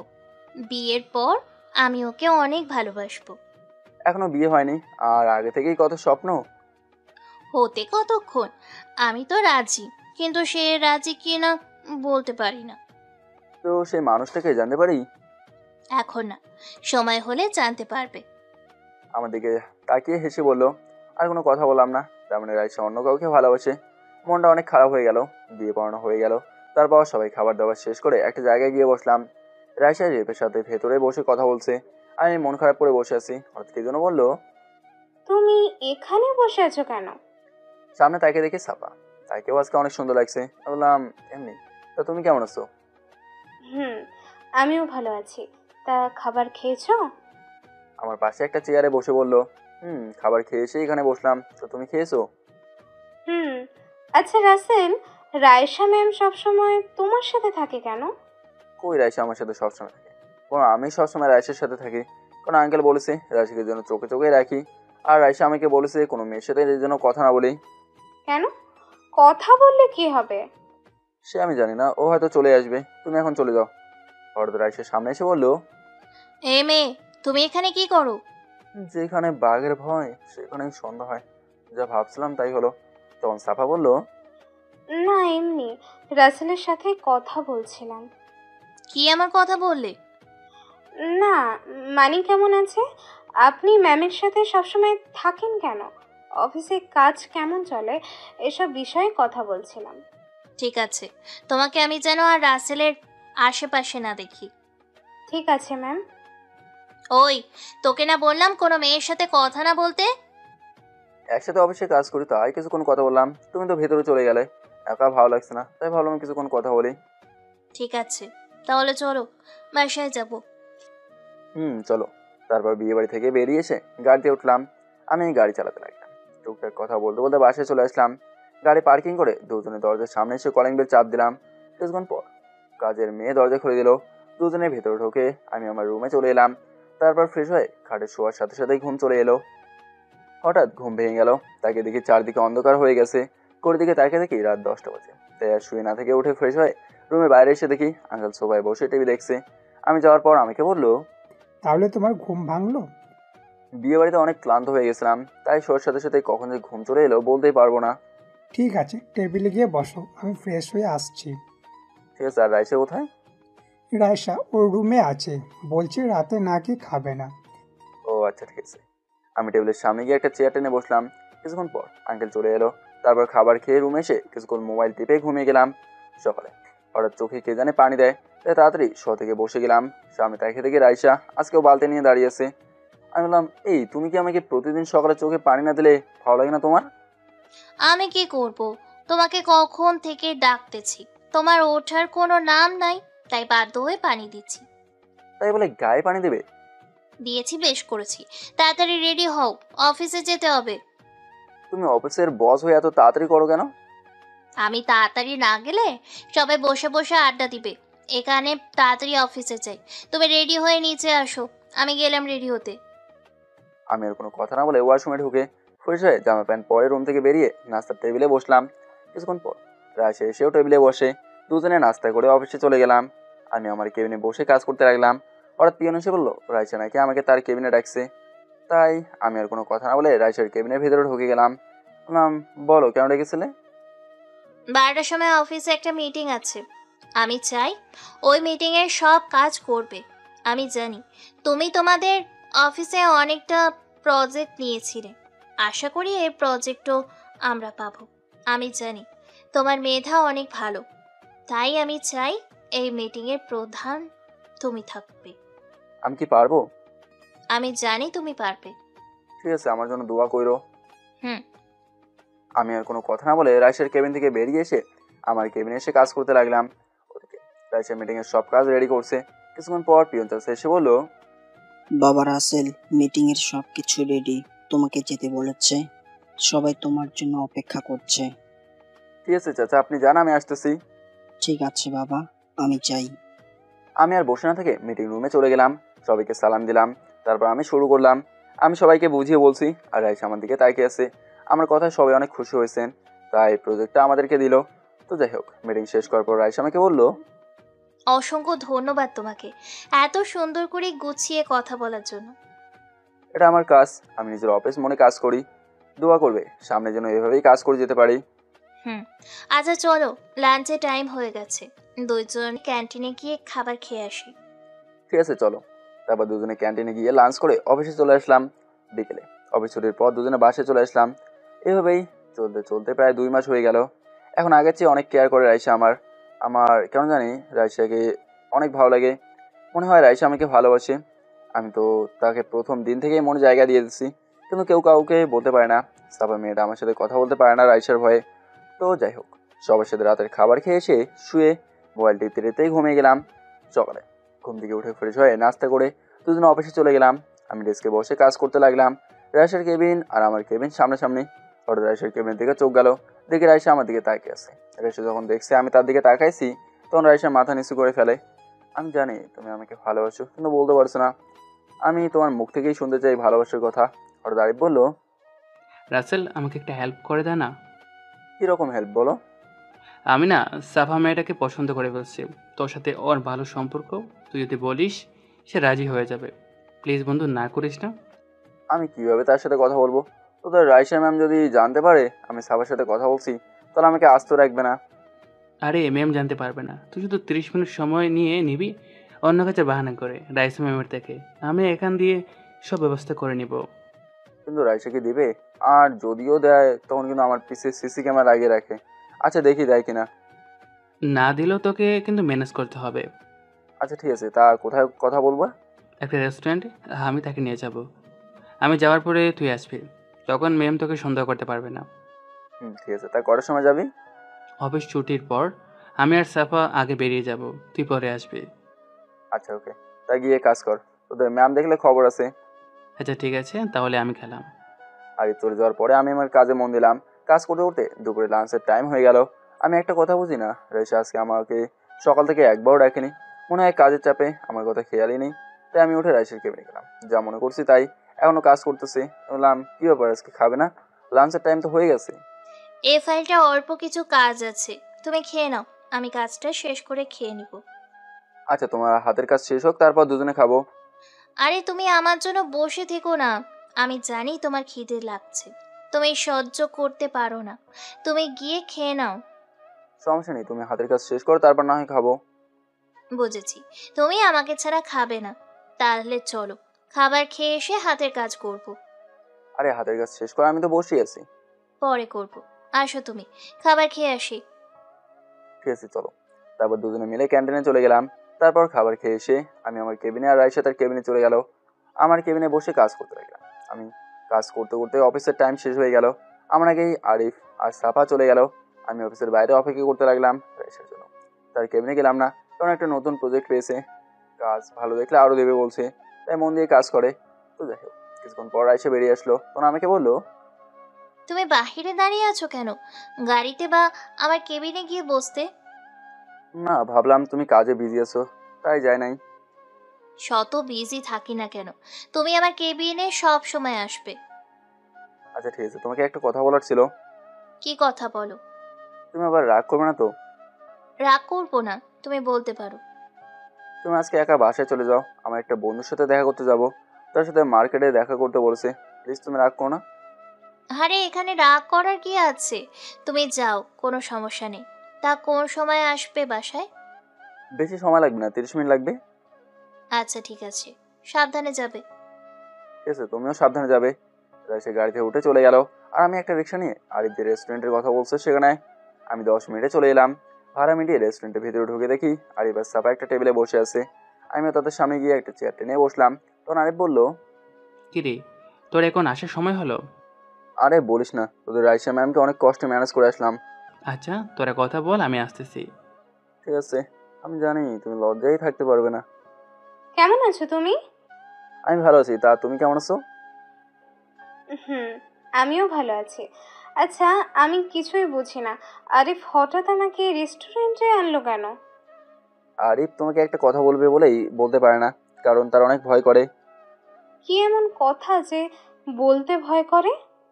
কথাটা তুমি কিভাবে নেবে আমি তো জানি না, কিন্তু তারপরও বলতে হয়। আরিফ তোমাকে অনেক ভালোবাসে। তোমাকে সে যেদিন তুমি নতুন অফিসে আসো সেদিন থেকেই ভালোবাসে। এই ভালো লাগার মধ্যে কখন যে তোমাকে ভালোবেসে ফেলছে তা সে বলতে পারবে না। প্লিজ তুমি তাকে ফিরিয়ে দিও না, কারণ সে তোমাকে অনেক ভালোবাসে। কিন্তু আমি তো ওকে এমন ভাবে কোনো সময় দেখিনি। দেখো না, এখন থেকে দেখবে। আচ্ছা ঠিক আছে, তাকে আসতে বলো। আচ্ছা ঠিক আছে, আমি আরিফকে পাঠিয়ে দিই, তুমি তাকে আপন করে নিও। আর আমি এখন চলে যাই, দেরি হলে তোমাদের ম্যামের অনেক কথা শুনতে হবে। আচ্ছা ঠিক আছে, কালকে অফিসে কথা হবে। আর দোয়া করে আল্লাহ যেন তোমাদের সারা জীবনে একসাথে রাখে। হুম, তাই যেন হয়। আমি আর কোনো কথা না বলে বাইরে এসে আরিফকে বললাম সাফা রাজি হয়েছে, কালকে যেন ট্রিটটা পাই। পরে একটা রিক্সা নিয়ে বাসে চলে আসলাম। এসে কলিং বেল চাপ দিলাম, চাপ দেওয়ার সাথে সাথে দরজা খুলে দিল। আমি দেখি রাইসে দরজা খুলে দিল, তার চোখের দিকে তাকিয়ে দেখি চোখ দুটো লাল হয়ে আছে। তখন আমাকে বললো, কোথায় গিয়েছিলি? কেন? তোমাকে তো বলে গেলাম। আমি তোকে বিশ্বাস করি বলে যেতে দিলাম, কিন্তু তুই আমার সাথে মিথ্যে বললি কেন? কি কি মিথ্যা কথা বললাম? এখন তোতলাস কেন? তুই সাফার সাথে দেখা করতে গিয়েছিলি, তুই কি মনে করেছিস আমি কিছু জানি না? বল, আমার সাথে মিথ্যে কেন বললি? ওকে তাহলে শোনো, তারপর অফিস হতে রেস্টুরেন্টে কি হলো সব বললাম। এই হলো কাহিনী। সব বুঝলাম, কিন্তু তুমি আমাকে সত্যিটা বলে গেলে না কেন? বাবা, কখনো তুমি কখনো তুই। এই, আমি তোমার কিছু বুঝি না, তুমি হঠাৎ রেগে যাও কেন? এখন না, কালকে বলবো। অফিসের কাজ শেষ করে তোমাকে নিয়ে এক জায়গায় যাব, তখন বলবো। কি কথা এখন বলা যাবে না? সেটা কালকে ওখানে গেলে জানতে পারবে। ঠিক আছে, তুমি ফ্রেশ হয়ে এসো, আমি খাবার দিচ্ছি টেবিলে। আমি আর কোনো কথা না বলে আমার রুমে চলে এলাম। তারপর রুমে ঢুকে ফ্রেশ হয়ে এসে রাতের খাবার খেয়ে এসে রুমে মোবাইল টিপতে লাগলাম। বাড়িতে ফোন দিলাম, আব্বু আম্মুর সাথে কিছুক্ষণ কথা বলে আবার রাফিকে ফোন দিলাম। রিং হওয়ার পর হলো, রে শালা কেমন আছিস? ভালো আর থাকি কি রে, তুই ঢাকা গিয়ে তোর আঙ্কেলের মেয়ের সাথে ভালোই টাঙ্কি মারস, আর আমার কথা তোর মনেই পড়ে না। আরে শালা এখন অফিসে অনেক কাজ, এই কারণেই ফোন দিতে পারে না। তা বল কেমন আছিস? এই তো আছি ভালো। হাল্লার বাপ মা জোর করে বিয়ে করিয়ে দিয়েছে, সারাদিন খালি প্যারা দেয়। ও আপনাদের তো বলতেই ভুলে গেছি, রাফির বিয়ে হলো আজ 10 দিন। আমার অনেক কাজ ছিল অফিসে, এই কারণেই যেতে পারে নাই। আহারে বেচারা, এখন কি করবি? কি আর কমু, বাপে তো এখন বসায় বসায় আর খাওয়াবে না, তাই ভাবলাম আমাদের অফিসে এখন থেকে নিয়মিত যাব। ভালো, আচ্ছা ঠিক আছে, ভালো থাকিস, পরে কথা হবে। কালকে আবার অফিসে যেতে হবে, এমনি অনেক রাত হয়ে গেছে। ওকে, ভালো থাকিস, আল্লাহ হাফেজ। আল্লাহ হাফেজ। তারপর ফোন কেটে দিয়ে ঘুমিয়ে গেলাম। সকালে ঘুম থেকে উঠে ফ্রেশ হয়ে নাস্তা করে অফিসে চলে গেলাম দুজনে। অফিসের কাজ শেষ করে রাইট শেষ হয়ে গাড়িতে উঠলাম। তারপর ড্রাইভার একটা জায়গায় গাড়ি থামালো, দুজনে গাড়ি থেকে বেরিয়ে এসে সামনে গেলাম। জায়গাটা অনেক সুন্দর। আমি বললাম, জায়গাটা তো অনেক সুন্দর। আমার মন ভালো থাকলে আমি এখানে আসি, ছোট ছোট বাচ্চাদের সাথে অনেক দুষ্টুমি করি, আমার থেকে অনেক ভালো লাগে। ও আচ্ছা, তা তুমি আমাকে কি বলবে বলেছিলে, তা কি কথা? বলবো, তুমি চোখ বন্ধ করো। ঠিক আছে, চোখ বন্ধ করলাম, চোখে হাত দিয়ে রইলাম। কিছুক্ষণ পর রাইসা বললো চোখ খুলতে। চোখ খোলার পর যেটা দেখলাম আমি অনেক অবাক হয়ে গেলাম। তাহলে শুনুন, আমি চোখ খুলে দেখি রাইসা আমার সামনে হাঁটু গেড়ে বসে বলতে লাগলো, রাসেল, আমি তোমাকে ভালোবাসি। তোমাকে যেই দিন প্রথম দেখি সেই দিন থেকে তোমার জন্য আমার মন কেমন জানি ভালো লাগা শুরু করে। কেন জানি তোমাকে কোনো মেয়ের সাথে কথা বলতে দেখলে আমি সহ্য করতে পারি না। তুমি যখন কোনো মেয়ের সাথে কথা বলো, কেন জানি আমার কাছে থেকে কিছুটা একটা হারিয়ে যাওয়ার ভয় হয়। তোমাকে আমি যেভাবে বলি তুমি সেভাবে চলো। তোমার সাথে এইরকম করতে করতে কখন যে তোমাকে ভালোবেসে ফেলেছি আমি বলতে পারবো না। তুমি কি দিবে তোমার মনে আমায় একটুখানি জায়গা? তোমাকে সারা জীবন আমার বুকে জড়িয়ে রাখবো। তোমাকে কোনো সময় কষ্ট পেতে দিব না। Rasel, I love you too. You love me? ফুল নিয়ে আমার সামনে হাঁটু গেড়ে বসে বললো কথাগুলো। আমি তোমাকে ভালোবাসি না, তুমি কি করে ভাবলে? তোমার সাথে হেসে হেসে কথা বলছি, তোমার কথা মতো চলছি, তাই মনে করছো আমি তোমাকে ভালোবাসি? তুমি ভুল ভাবলে। আমি অন্য একটা মেয়েকে ভালোবাসি, আমি তোমাকে ভালোবাসতে পারবো না। দেখে রাইসা কান্না করে সব ভাসিয়ে ফেলছে। ও, আমি মনে করেছি তুমি আমাকে ভালোবাসো। আমি জানতাম না তুমি অন্য কাউকে ভালোবাসো। সরি তোমাকে প্রপোজ করার জন্য। দোয়া করি তুমি তোমার ভালোবাসার মানুষকে নিয়ে ভালো থেকো। কথাগুলো বলে চলে যেতে লাগলো। আমি দৌড়ে রাইসাকে পেছন থেকে জড়িয়ে ধরলাম। তখন আমাকে বললো, তুমি আমাকে জড়িয়ে ধরলে কেন? তুমি তোমার ভালোবাসার মানুষের কাছে যাও। একবার ওকে জিজ্ঞেস করছো আমার ভালোবাসার মানুষটাকে? আরে আমার ভালোবাসার মানুষটাই তো তুমি। তোমাকে যখন বাস কাউন্টারে দেখি ওখান থেকেই তোমাকে আমার অনেক ভালো লাগে। যখন তোমাকে আঙ্কেলের বাসায় দেখি তখন আমি অনেক অবাক হয়ে যাই। তারপর যখন জানতে পারি তুমি আঙ্কেলের মেয়ে, তারপর তোমার সাথে চলতে চলতে আমি তোমাকে আরও অনেক বেশি ভালোবেসে ফেলেছি। তুমি ভাবলে কি করে তোমাকে ছাড়া আমি অন্য কাউকে ভালোবাসবো? তুমি আমার প্রথম এবং শেষ ভালোবাসা। I love you too Raisa, I love you so much. তাহলে আমাকে ওই সময় ও কথা বললে কেন? আমি দেখলাম আমি অন্য কাউকে ভালোবাসে কথা বললে তুমি কিরকম করো। তুমি তো দেখি কান্না করে সব ভাসিয়ে ফেলছো। আমাকে কষ্ট দিতে তোমার অনেক ভালো লাগে তাই না? সরি, আমার ভুল হয়ে গেছে। আর কোনো সময় তোমাকে কষ্ট দেবো না, সারা জীবন বুকে আঁকলে রাখবো। আমার না কিছু একটা খেতে মন চায়। কি করতে মন চায় আমাকে বলো, আমি তোমাকে এক্ষুনি এনে দিচ্ছি। আমি যেটা খেতে চাই সেটা তোমার কাছে আছে। আমার কাছে তো খাওয়ার মতো কিছু নেই। কেন? তোমার ওই ঠোঁট দুটো আছে না? আমার দিকে আস্তে আস্তে বললো, এই না না, এগুলো ঠিক না, যা হবে বিয়ের পর। আমি তোমার আজ কোনো কথা শুনবো না। বলে আমার শার্টের কলার ধরে টান দিয়ে আমার মাথা শক্ত করে ধরে চার ঠোঁট এক করে দিল। এমনভাবে কিস করছে মনে হয় 2-3 দিন না খেয়েই আছে। আমি ঠিক থাকতে পারলাম না, আমিও তার সাথে তাল মিলিয়ে চলতে লাগলাম। প্রায় 10 মিনিট পর ছেড়ে দিল, দুজনে হাঁপাতে লাগলাম। তখন আমি বললাম, এভাবে কেউ কিস করে? কেউ করে না, আমি করি। আমার কাছে তো অনেক ভালোই লেগেছে। আরেকবার দিব নাকি? না, এখন আর দরকার নেই, যা দেওয়ার বিয়ের পরে। আমাদের বিয়ে কবে হবে? এত তাড়াতাড়ি কিসের বিয়ে? আগে জুটিয়ে প্রেম করব, তারপর বিয়ে। আমার তো আর সইছে না তোমার বুকে সারা জীবন মা রেখে ঘুমাতে চাই। এখন না, এখনো বড় ভাই বিয়ে করে নাই। বড় ভাই বিয়ে করার আগ পর্যন্ত আমরা চুটিয়ে প্রেম করে নেই। ঠিক আছে, আমাকে শক্ত করে জড়িয়ে ধরো। আসো। আরো শক্ত করে জড়িয়ে ধরলাম। তারপর আরো কিছুক্ষণ থেকে বাসায় চলে আসলাম। বাসায় এসে ফ্রিজের নিচে আসলাম। এসে দেখি আঙ্কেল খাবার টেবিলে বসে আছে আমাদের জন্য। আমি গিয়ে একটা চেয়ার টেনে বসলাম। কিছুক্ষণ পর রাশিয়া নিচে এসে আমার সামনে চেয়ারে বসলো। তারপর সবাই খাবার খেতে লাগলাম। হঠাৎ আমার পায়ে কে জানি সুড়সুড়ি দিতে লাগলো। রাশিয়া দিকে তাকিয়ে দেখি মুসকে মুসকে হাসছে। আমি আর কোনো কথা বললাম না। খাবার খেয়ে এসে শুয়ে শুয়ে মোবাইল টিপতে লাগলাম। হঠাৎ দেখি রাইসা আমার রুমে ঢুকে দরজা লাগিয়ে দিল। তো আমি বললাম, রাইসা তুমি আমার রুমে কেন, আর দরজা আটকালে কেন? আজ আমি তোমার সাথে ঘুমাবো। ভিতরে এসে আমার পাশে শুয়ে বললো, কেউ দেখলে খারাপ ভাববে, যদি আঙ্কেল একবার দেখে তখন কি হবে ভেবে দেখছো? কেউ দেখবে না, আব্বু ঘুমিয়ে গেছে। এখন আমাকে জড়িয়ে ধরো। এই না, প্লিজ তুমি তোমার রুমে যাও। আর একটা কথা বললে তোমাকে খুন করে ফেলবো। তখন তুমি কাকে ভালোবাসবে? তোমাকে খুন করে আমিও আর কিছু বলতে দিলাম না। আর যদি কোনো সময় মরার কথা বলো তখন আমাকে তোমার কাছে পাবে না। আর বলবো না। আমি কি আমার পাগলকে ছেড়ে কোথাও যেতে পারি? এখন তোমার রুমে যাও, সকালে অফিসে যেতে হবে। যাক, তার আগে আমার পাওনা দিয়ে দাও। মানে কিসের পাওনা? তোমার বোঝা লাগবে না, যা পাওনা আমি নিতেছি। বলে তার ঠোঁট আমার ঠোঁটের সাথে লাগিয়ে দিল। প্রায় 5 মিনিট পর ছেড়ে দিয়ে দৌড়ে রুমে থেকে বেরিয়ে গেল। আমি কিছু না ভেবে ঘুমিয়ে গেলাম। দেখতে দেখতে 1 বছর হয়ে গেল। এখন আগের চেয়ে অনেক ভালোবাসে রাইসা আমাকে। ঝগড়া রাগ অভিমান নিয়ে আমাদের ভালোবাসা টিকে আছে। আমি এখন পর্যন্ত আমাদের বাড়ি যাইনি। মা অনেকবার বলেছে বাড়ি থেকে ঘুরে আসতে, কিন্তু আমার রায়শাকে ছেড়ে যেতে মন চায় না। তো একদিন আমি শুয়ে শুয়ে মোবাইল টিপতে লাগলাম, হঠাৎ দেখি আম্মু ফোন দিল। আমি ফোন ধরে সালাম দিয়ে বললাম, কেমন আছো আম্মু? কেমনে ভালো থাকি বল? তুই বাসা থেকে গেলি আজ 1 বছর। তোর এই আম্মুটাকে কি একবার দেখতে মন চায় না? আম্মু যাবো, এখন অফিসে অনেক কাজ, একদিন সময় করে 4-5 দিন থেকে আসবো। তা আব্বু কেমন আছে? ভালো আছে। রাসেল, তোর একটা কথা বলতাম, তুই রাগ করবি না তো? কি কথা আম্মু? তুমি দেখছো তোমার উপর রাগ করতে? আসলে মারুফের বিয়ের কথাবার্তা চলছে, তুই যদি কিছু দিনের সময় নিয়ে আসছস। আম্মু তুমি আর ওর কথা আমার সামনে কোনোদিনও বলবে না। বাবা রাসেল, যা হবার হয়ে গেছে, তা নিয়ে আর রাগ করে থাকিস না। ও তোর বড় ভাই, না হয় একটু ভুলভাল করে ফেলেছে। ও প্রতিদিন আমার কাছে এসে জিজ্ঞেস করে তোর কথা, তুই কেমন আছিস। মা, রাসেল কি আমাকে ক্ষমা করবে না? বড় ভাই হয়ে না একটু ভুল করে ফেলেছি, তাই বলে কি আমাকে রাসেল ক্ষমা করবে না?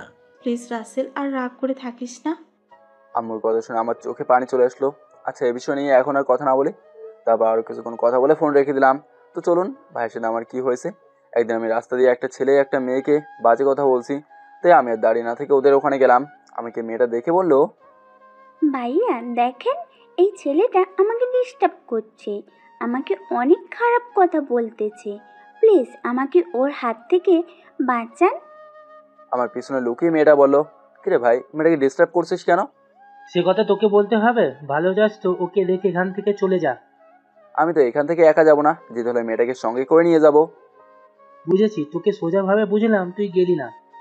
ওই তোরা? পাশে তাকিয়ে দেখি 4-5টা ছেলে একটা চা দোকানে বসে আড্ডা দিচ্ছে। ওদের বললো, এদিকে আয়, আজ দেখবো তুই কি করে মেয়েটাকে এখান থেকে নিয়ে যাস। ছেলেটার ডাকে ছেলেগুলো আমাদের সামনে আসলো। তুই দেখবি আমি কেমন করে মেয়েটাকে নিয়ে যাই। আমি দেখতে চাই তুই কিভাবে নিয়ে যাস। ওই ওকে মেরে মেয়েটাকে নিয়ে আয় তো। ছেলেগুলোকে বললো। আমি আমার পাশে তাকিয়ে দেখি একটা রড পড়ে আছে, ওটা দিয়ে সবগুলোকে উড়াধুরা মারতে লাগলাম। সবগুলো রডের বাড়ি খেয়ে ভয়ে পালিয়ে গেল। হঠাৎ কে যেন পেছন থেকে এসে আমাকে ঘুরিয়ে একটা থাপ্পড় মেরে দিল। তাকে দেখি আমার বড় ভাই। তো আমি বললাম, তোমাকে থাপ্পড় মারলি কেন? রাস্তায় পরে মাস্তানি করিস, আবার বলিস মারলাম কেন? তুই আমার কথা শুনবি তো? আমি তোর কোনো কথাই শুনতে চাই না, চল আমার সাথে, বাসায় নিয়ে গিয়ে দেখবি কি করি। আমার হাত ধরে তখন মেয়েরা বলে উঠলো, ভাইয়া আপনি ওনাকে ভুল বুঝছেন। মানে কি বলতে চাও তুমি? আমাকে ওই ছেলেগুলো ডিস্টার্ব করছিল, তখন উনি এসে ওই ছেলেগুলো থেকে আমায় বাঁচায়। ওনার কোনো দোষ নেই, আমাকে বাঁচাতে উনি ছেলেগুলোকে মারছে, আপনি ওনাকে ভুল বুঝে মারলেন। মেয়েটার কথা শুনে ভাইয়া বোবা হয়ে গেল। আমি আর কোনো কথা না বলে বাসায় চলে আসলাম। এরপর অনেকবার আমার কাছে মাপ চেয়েছে, আমি মাপ করিনি। তো যাই হোক, আর এবার বর্তমানে আসি। তোর দিকে তাকে দেখি 10টা বাজে। এর ফাঁকে অনেকবার ডেকে গেছে খাবার খেতে যাওয়ার জন্য। তারপর রুম থেকে বেরিয়ে এসে খাবার সাথে রাতে খাবার খেয়ে এসে রুমে শুয়ে মোবাইল টিপতে লাগলাম। রায়সা এসে দরজা বন্ধ করে আমার পাশে শুয়ে জড়িয়ে ধরে আছে। রায়সা এখন প্রতিদিন আমার সাথে রাতে ঘুমায়, কিছু বললে রাগ দেখায়। এখানে কিছু বলি না, তারপরও আমিও রায়সাকে জোরে ধরে ঘুমিয়ে গেলাম। সকালে ঘুম থেকে উঠে দেখি রায়সা নাই। রায়সা সকাল সকাল ঘুম থেকে উঠে চলে যায় তার রুমে। আমি আর শুয়ে না থেকে উঠে ফ্রেশ হয়ে নাস্তা করে দুজনে অফিসে চলে আসলাম। আমি আমার ডেস্কে বসে কাজ করতে লাগলাম। আমার পাশের কেবিনে তাকে দেখি আর এবার সাফা মনের সুখে কথা বলছে। তখন আমি বললাম, আরে ভাই এটা অফিস, এটা রোমান্টিক বাইরে গিয়ে করিস, ওদের ম্যাম দেখলে দুজনকে বাহির করে দেবে। আমার কথা শুনে দুজনে ঠিক হয়ে বসলো। তুই আর কথাটা বলার সময় পাইলি না? কি সুন্দর একটা রোমান্টিকের মধ্যে ছিলাম। এই, তোমার কি লজ্জা শরম নেই? তুমি রাসেলের সামনে কি বলছো? ওকে বাবা, সরি, আমার ভুল হয়ে গেছে। আর রাসেল, তোমার আর রায়শা ম্যামের মানে আমাদের ভাবির সাথে কেমন প্রেম চলছে? গাড়ির চাকার মতো শালা সারাদিন আমাকে প্যারা দেয়। কোনো মেয়ের সাথে কথা বলতে দেখলে ওই দিন আমার উপর শিরোর বয়ে যায়। সারাক্ষণ খালি বলে এটা করতে পারবে না, ওটা করতে পারবে না। এখনো বিয়ে হয়নি, তার আগেই এরকম। না জানি বিয়ের পর কি হবে আমার। ম্যাম তোমাকে অনেক ভালোবাসে বলেই তো তোমাকে তার চোখের সামনে রাখে। ভালোবাসার মানুষ যদি অন্য কারোর সাথে কথা বলে তখন তার অনেক কষ্ট হয়। কেউ চাইবে না তার ভালোবাসার মানুষ কোনো মেয়ের সাথে হেসে হেসে কথা বলুক। আমি জানি রায়সা আমাকে অনেক ভালোবাসে। আমি এমন কিছু করবো না যাতে রায়সা কষ্ট পায়। সারা জীবন আমাকে আমার বুকে জড়িয়ে রাখবো ওকে। কথা শেষ হতে হঠাৎ কে যেন আমাকে পেছন থেকে জড়িয়ে ধরলো। আমি তাকে ঘুরিয়ে আমার সামনে এনে দেখি রাইসা তার চোখে দিকে তাকিয়ে থেকে কান্না করে সব ভাসিয়ে ফেলছে। তো আমি বললাম, কি হয়েছে রাইসা, তুমি কান্না করছো কেন? তুমি যখন ওদের সাথে কথা বলছো আমি তখন তোমার পিছনে ছিলাম। সাফা আমাকে দেখেছে, আমি তাকে হাতের ইশারায় দিলাম যেন তুমি না বুঝতে পারো। আমি তোমার সব কথা শুনলাম। প্রথমে তোমার উপর অনেক রাগ হয়েছে, পরে তোমার লাস্ট কথাগুলো শুনে আমি আর নিজেকে ধরে রাখতে পারলাম না। তুমি আমাকে এত ভালোবাসো। আরে কি করছো, এটা অফিস, আমি তোমাকে আমার জীবনের চেয়ে অনেক বেশি ভালোবাসি। তারপর এসে তার কেবিনে চলে গেল। আমি আমার কেবিনে কাজ শেষ করে দুজন গাড়িতে উঠে বাসে চলে এলাম। এভাবেই যেতে যেতে আরো 10 দিন চলে গেল। একদিন রাতে খাবার খেয়ে এসে শুয়ে মোবাইল টিপতে টিপতে ঘুমিয়ে গেলাম। সকালে ঘুম থেকে উঠে সামনে একজনকে দেখে আমি অবাক হয়ে গেলাম। ও এখানে কেন? আপনারা ঠিকই ধরছেন, এটা আর কেউ নয়, আমার বড় ভাই। তো আমার সামনে এসে বলল, রাসেল, আমাকে কি ক্ষমা করে দেওয়া যায় না? বড় ভাই হিসেবে না হয়তো এগুলো দুটো থাপ্পড় মারলাম, তাই বলে তুই আমার সাথে রাগ করে কথা বলবি না? আমি তো কারোর উপর রাগ করিনি, তাহলে ক্ষমা করব কেন? তুই আমার সাথে আজ 1 বছর 6 মাস কথা বলিস নি, প্লিজ ভাই, আমি তোর পায়ে। আর দাঁড়িয়ে থাকতে পারলাম না, ভাইয়াকে জড়িয়ে ধরলাম। এ তুই কী করিস? বড় ভাই ছোটো ভাইয়ের পা ধরতে লজ্জা করে না? বড় ভাই সবসময় ছোটো ভাইদের স্নেহ করে। আমি তোকে ওই 2 দিন আম্মুর কথা শুনে মাফ করে দিছি। তাহলে রেডি হয়ে নে, সামনে শুক্রবার আমার বিয়ে। আমার বিয়ের সব কাজ তোকেই করতে হবে। রাইসা রেডি হচ্ছে, তুই ফ্রেশ হয়ে রেডি হয়ে নিচে আয়। যাক, তাহলে তোর বিয়ে হয়ে গেল, আমার লাইন ক্লিয়ার। তুই যা, আমি 10 মিনিটেই আসতেছি। ঠিক আছে, তাড়াতাড়ি আয়। বলে রুম থেকে বেরিয়ে গেল। আমি আর কোনো কথা না বলে ওয়াশরুমে ঢুকে ফ্রেশ হয়ে জামা কাপড় গায়ে দিয়ে কাঁধের ব্যাগটা হাতে নিয়ে নাস্তার টেবিলে গিয়ে বসলাম। আঙ্কেল, আপনি আমাদের সাথে চলুন। না বাবা, আমি এখন যাব না, আমি বিয়ের দিন যাব, তোমার রায়সাকে নিয়ে যাও। আঙ্কেল, আমি আর রাইসা চলে গেলাম, অফিসে দেখাশোনা করবে কি? ওটা নিয়ে তোমাদের চিন্তা করতে হবে না, আমি ম্যানেজারকে বলে দিচ্ছি, ও সব কিছু দেখে রাখবে। আরও কিছুক্ষণ কথা বলার পর আমি সিঁড়ির দিকে তাকিয়ে দেখি রাইসা নিচে নামতেছে। তাকে দেখে আমি আবার প্রেমে পড়ে গেলাম। নিচে এসে আমার পাশের চেয়ারে বসলো। ভাইয়া, আমাদের কয়দিন থাকা লাগবে? বিয়ের এখনো 5 দিন বাকি, তোমাদের তো 7 থেকে 8 দিন থাকা লাগবে। এতদিন? তাহলে অফিসের কি হবে? ওটা নিয়ে তোকে ভাবতে হবে না, আমি ম্যানেজারকে সব বলে দিচ্ছি। তাহলে তো ভালোই। তারপর নাস্তা করে বাসা থেকে বেরিয়ে এসে আমাদের গাড়িতে উঠলাম। আমাদের নিজস্ব দূরে গাড়ি আছে, একটা আব্বু আম্মুর জন্য, আর একটা ভাইয়া নিজে চালিয়ে অফিসে যায়। তো যাই হোক, আমি আর রাইসা গাড়ির পেছনে ছেড়ে বসলাম। গাড়ি চলতে লাগলো, রাইসা আমার হাত ধরে আছে। আমি গাড়ির সামনে আয়নার দিকে তাকিয়ে দেখি ভাইয়া মুসকে মুসকে হাসছে। আমি কিছুই বুঝলাম না। তো যাই হোক, 5 ঘন্টা পর আমাদের বাসায় চলে আসলাম। গাড়ি থেকে নেমে দরজায় কলিং বেল চাপ দিলাম। আম্মু দরজা খুলে দেখে, আমাকে দেখে জোরে ধরে কান্না করে দিল। আরে আম্মু, কান্না করছো কেন? এতদিন পর আমাদের কথা তোর মনে পড়ল? তোকে ছাড়া এতদিন কিভাবে ছিলাম আমি, তুই বলতে পারবি? কেমনে পারলি আমাদের ছেড়ে থাকতে? তোর ভাই না হয় একটা ভুল করে ফেলেছে, তাই বলি বাড়ি আসবি না? আম্মু, ওসব কথা বাদ দাও তো। এমন অনেক দূর থেকেই জার্নি করে আসলাম, এখন ভেতরে যেতে দাও। আয়। আর রাইসা মামুনি, তুমি কেমন আছো? জি আন্টি, আমি ভালো আছি। তুমি কেমন আছো? আমি আগে ভালো ছিলাম না, এখন তোমাদের দেখে অনেক ভালো আছি। আর একটা কথা, আমাকে আন্টি বলে ডাকবি না, এখন থেকে আম্মু বলে ডাকবি। ঠিক আছে, আম্মু বলে ডাকবো। সবাই ভেতরে এসো। তারপর ভেতরে গিয়ে আমি আমার রুমে চলে এলাম। রুমটা আগের মতোই আছে। ব্যাগ রেখে ওয়াশরুমে ঢুকে ফ্রেশ হয়ে রুম থেকে বাইরে এসে নিচে সবার সাথে বসে খাবার খেয়ে রুমে চলে আসলাম। রুমে এসে একটা ঘুম দিলাম। বিকেলে ঘুম থেকে উঠে দেখি রাইসা আমার বুকের উপর শুয়ে আছে। রাইসা আমাকে সারা থাকতেই পারে না। কপালে একটা চুমু দিলাম, হঠাৎ করে আমাকে শক্ত করে জড়িয়ে ধরলো। তার মানে রাইসা জেগেছে। তুমি এতক্ষণ জেগেছিলে? রুমে একা একা ভালো লাগছে না, তাই তোমার রুমে আসলাম। এসে দেখি তুমি কি সুন্দর করে ঘুমিয়ে আছো, তাই আর জাগালাম না তোমাকে। তাই আমি তোমাকে জড়িয়ে ধরে শুয়ে পড়লাম। আচ্ছা, এখন ওঠো, কেউ আসলে দেখে ফেলবে। আরও কিছুক্ষণ থাকি না, আমার অনেক ভালো লাগছে তোমাকে জড়িয়ে ধরে থাকতে। এখন না, পরে সময় পাবে জড়িয়ে ধরার। এখন ওঠো, ফ্রেশ হতে হবে। তার আগে আমার পাওনা দিয়ে দাও। আচ্ছা, কাছে এসো। তারপর কপালে একটা চুমু দিলাম। আমি কি চুমু দিতে বলছি? আমার এখানে লাগবে। না, আমি পারবো না। তোমাকে পারতে হবে না, যা করার আমি করতেছি। বলে আমার ঠোঁট আর তার ঠোঁট এক করে দিল। প্রায় 5 মিনিট পর ছেড়ে দিয়ে দৌড়ে চলে গেল। আমি আর কোনো কথা না বলে ফ্রেশ হতে চলে গেলাম। ফ্রেশ হয়ে নিচে এসে দেখি আব্বু অফিস থেকে চলে এসেছে।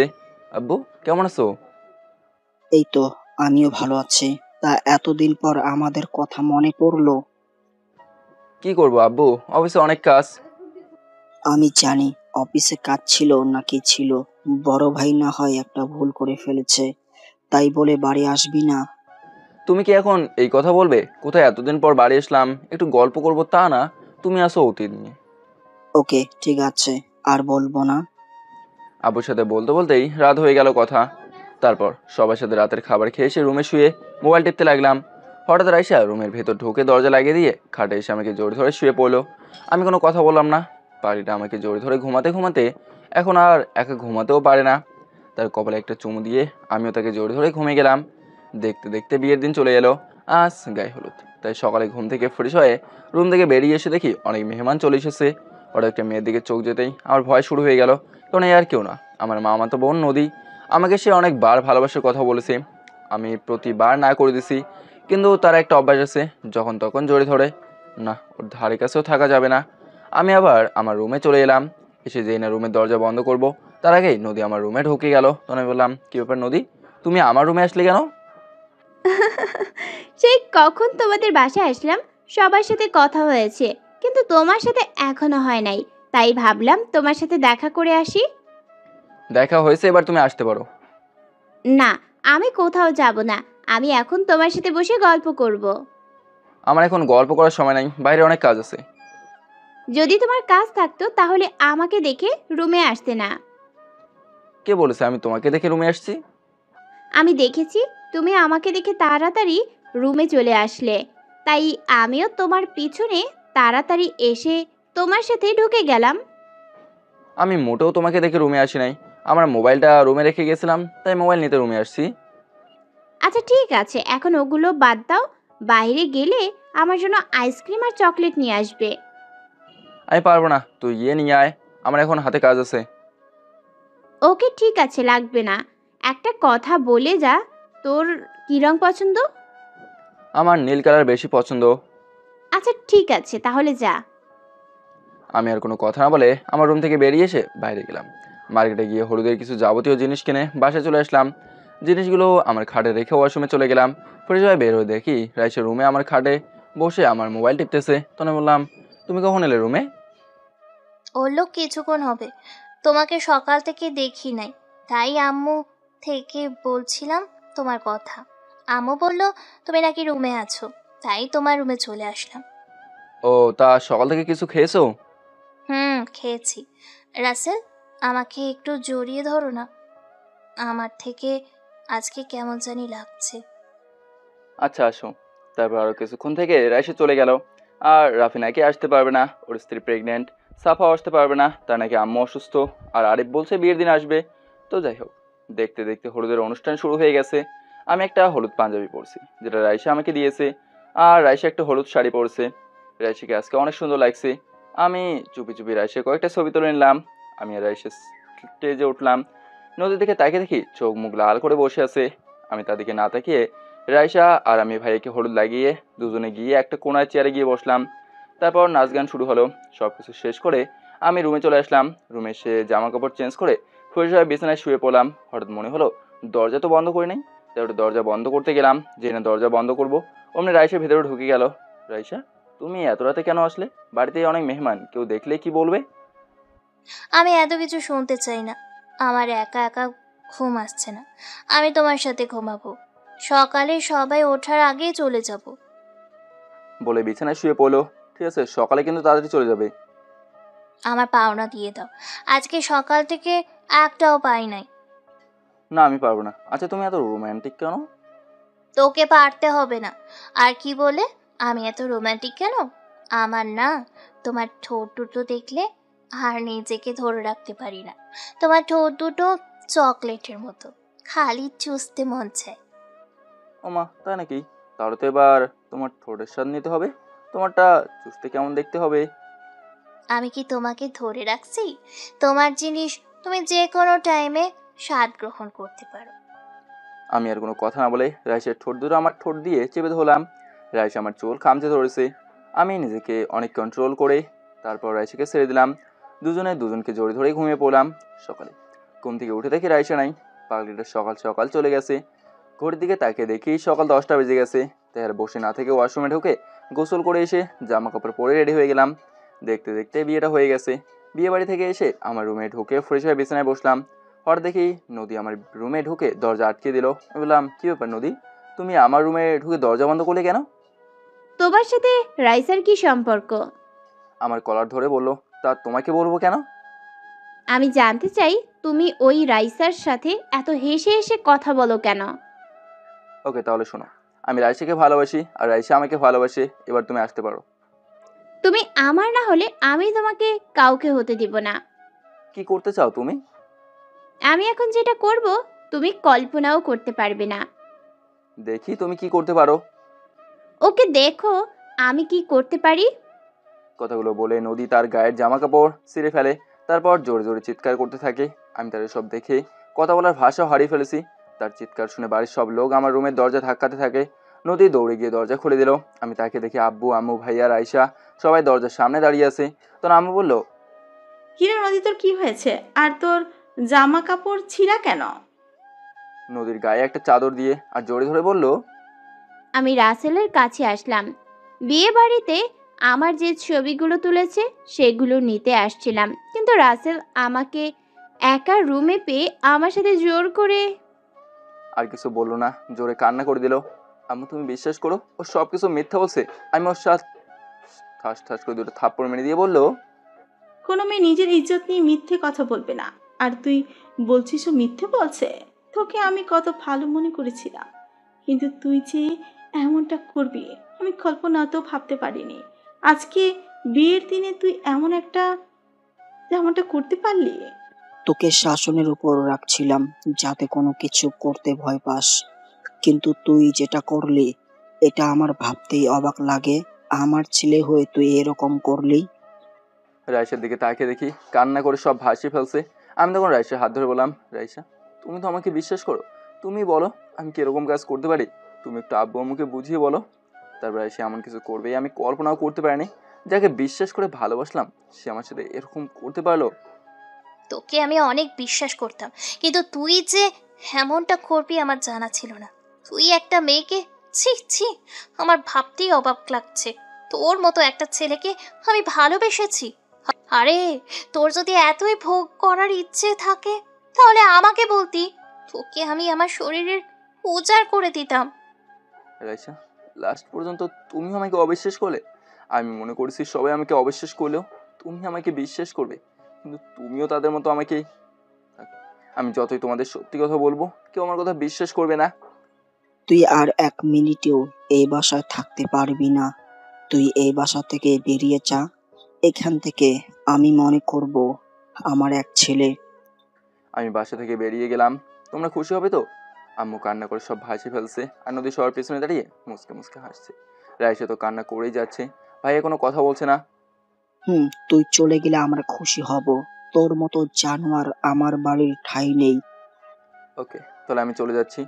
আর যাওয়ার আগে একটা কথা বলি, আমাকে যে মিথ্যা অপবাদ দিয়ে ঘর ছাড়া করছে তাকে আল্লাহ যেন কোনোদিন ক্ষমা করবে না। তোমরা হয়তো জানো না, তোমাদের ছেলে 1 বছর 6 মাস থাকতে অনেক কষ্ট হয়েছে। এখন আবার জানোয়ার উপাধি নিয়ে বের হয়ে গেলাম। তবে একটা কথা মনে রাখবে, সত্য কোনোদিন চাপা থাকে না, একদিন না একদিন প্রকাশ হবেই। সে অনেক আফসোস করবে, কিন্তু তোমাদের ছেলেকে আর হাজার চেষ্টা করেও খুঁজে পাবে না। আমি চলে যাচ্ছি, তোমরা সবাই ভালো থেকো।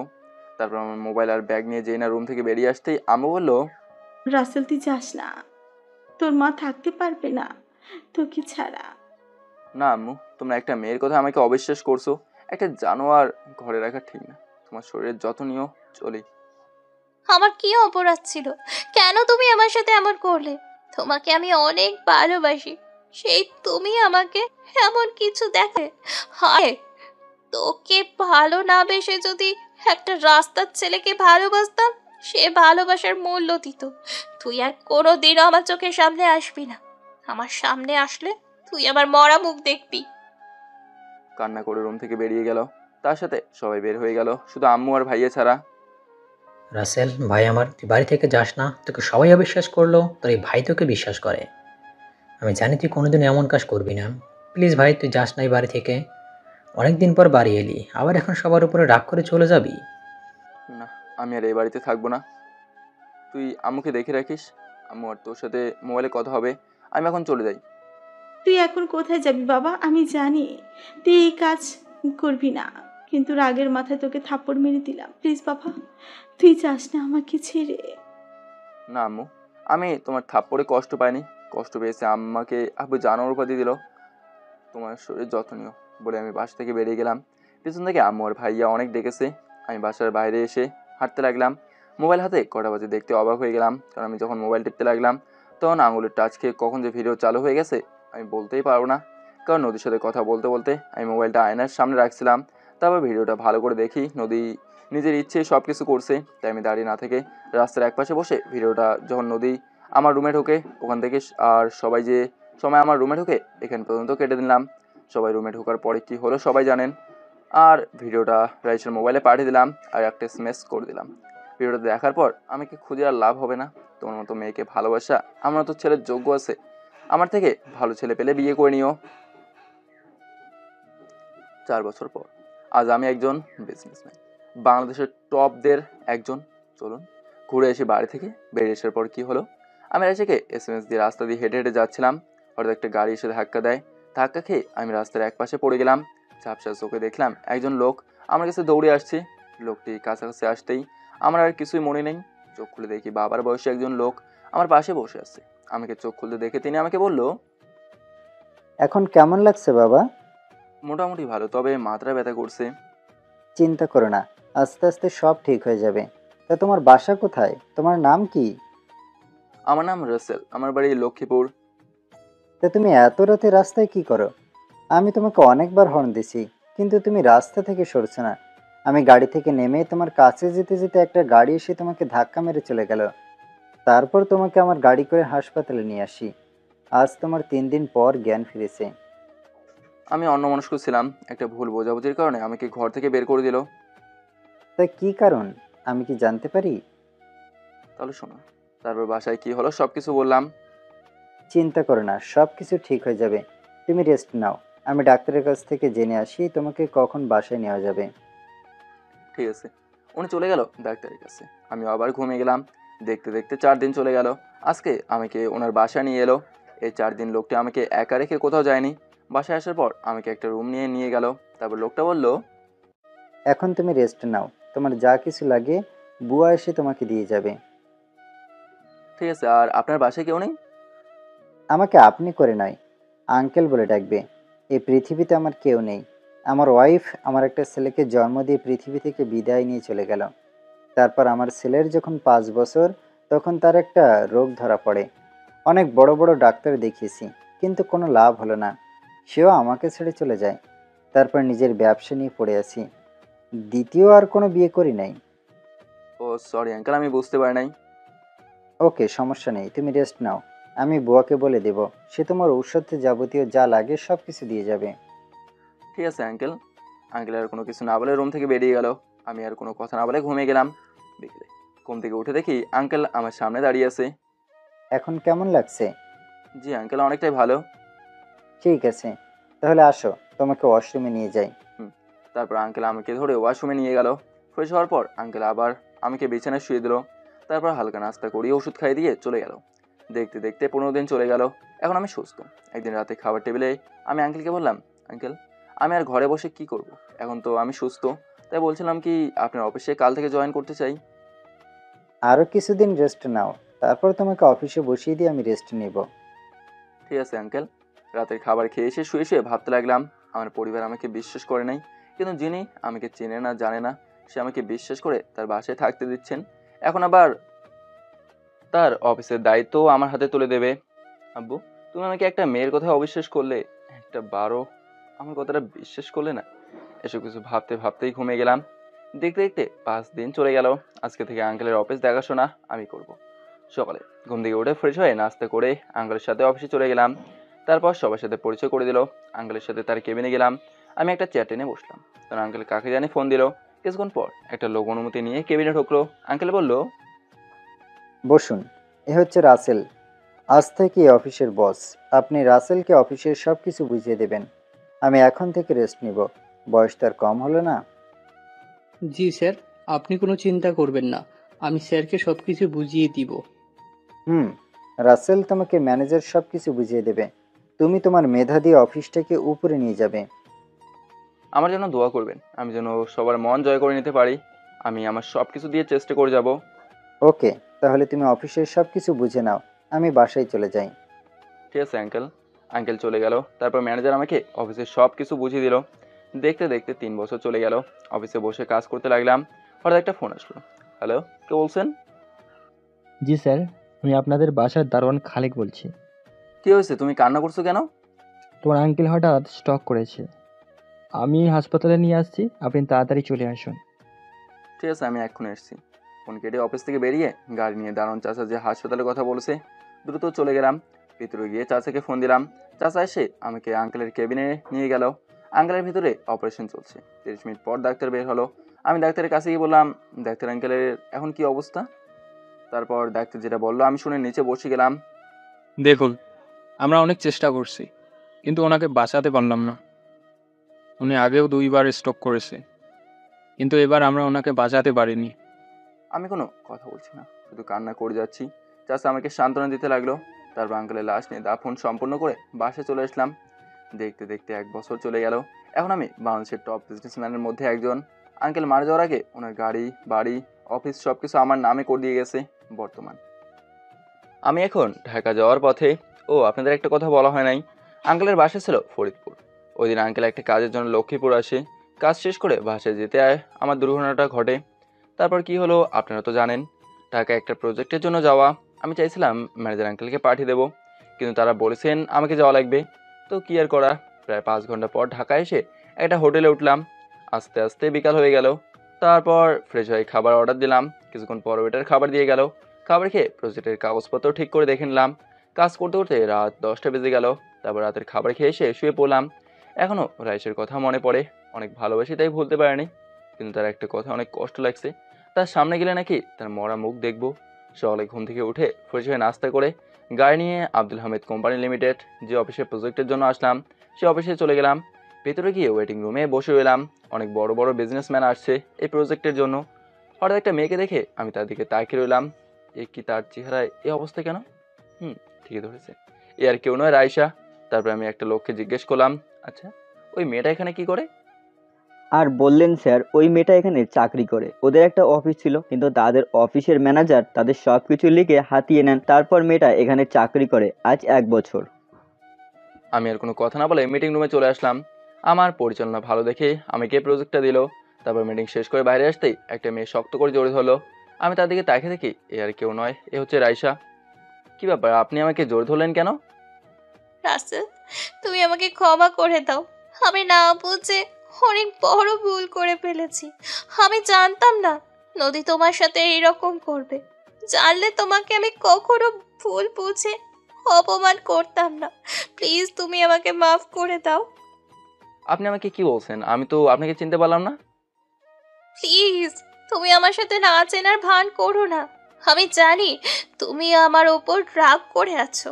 তোমার দেওয়া ভিডিও দেখে নিজেকে আমি ধরে রাখতে পারলাম না।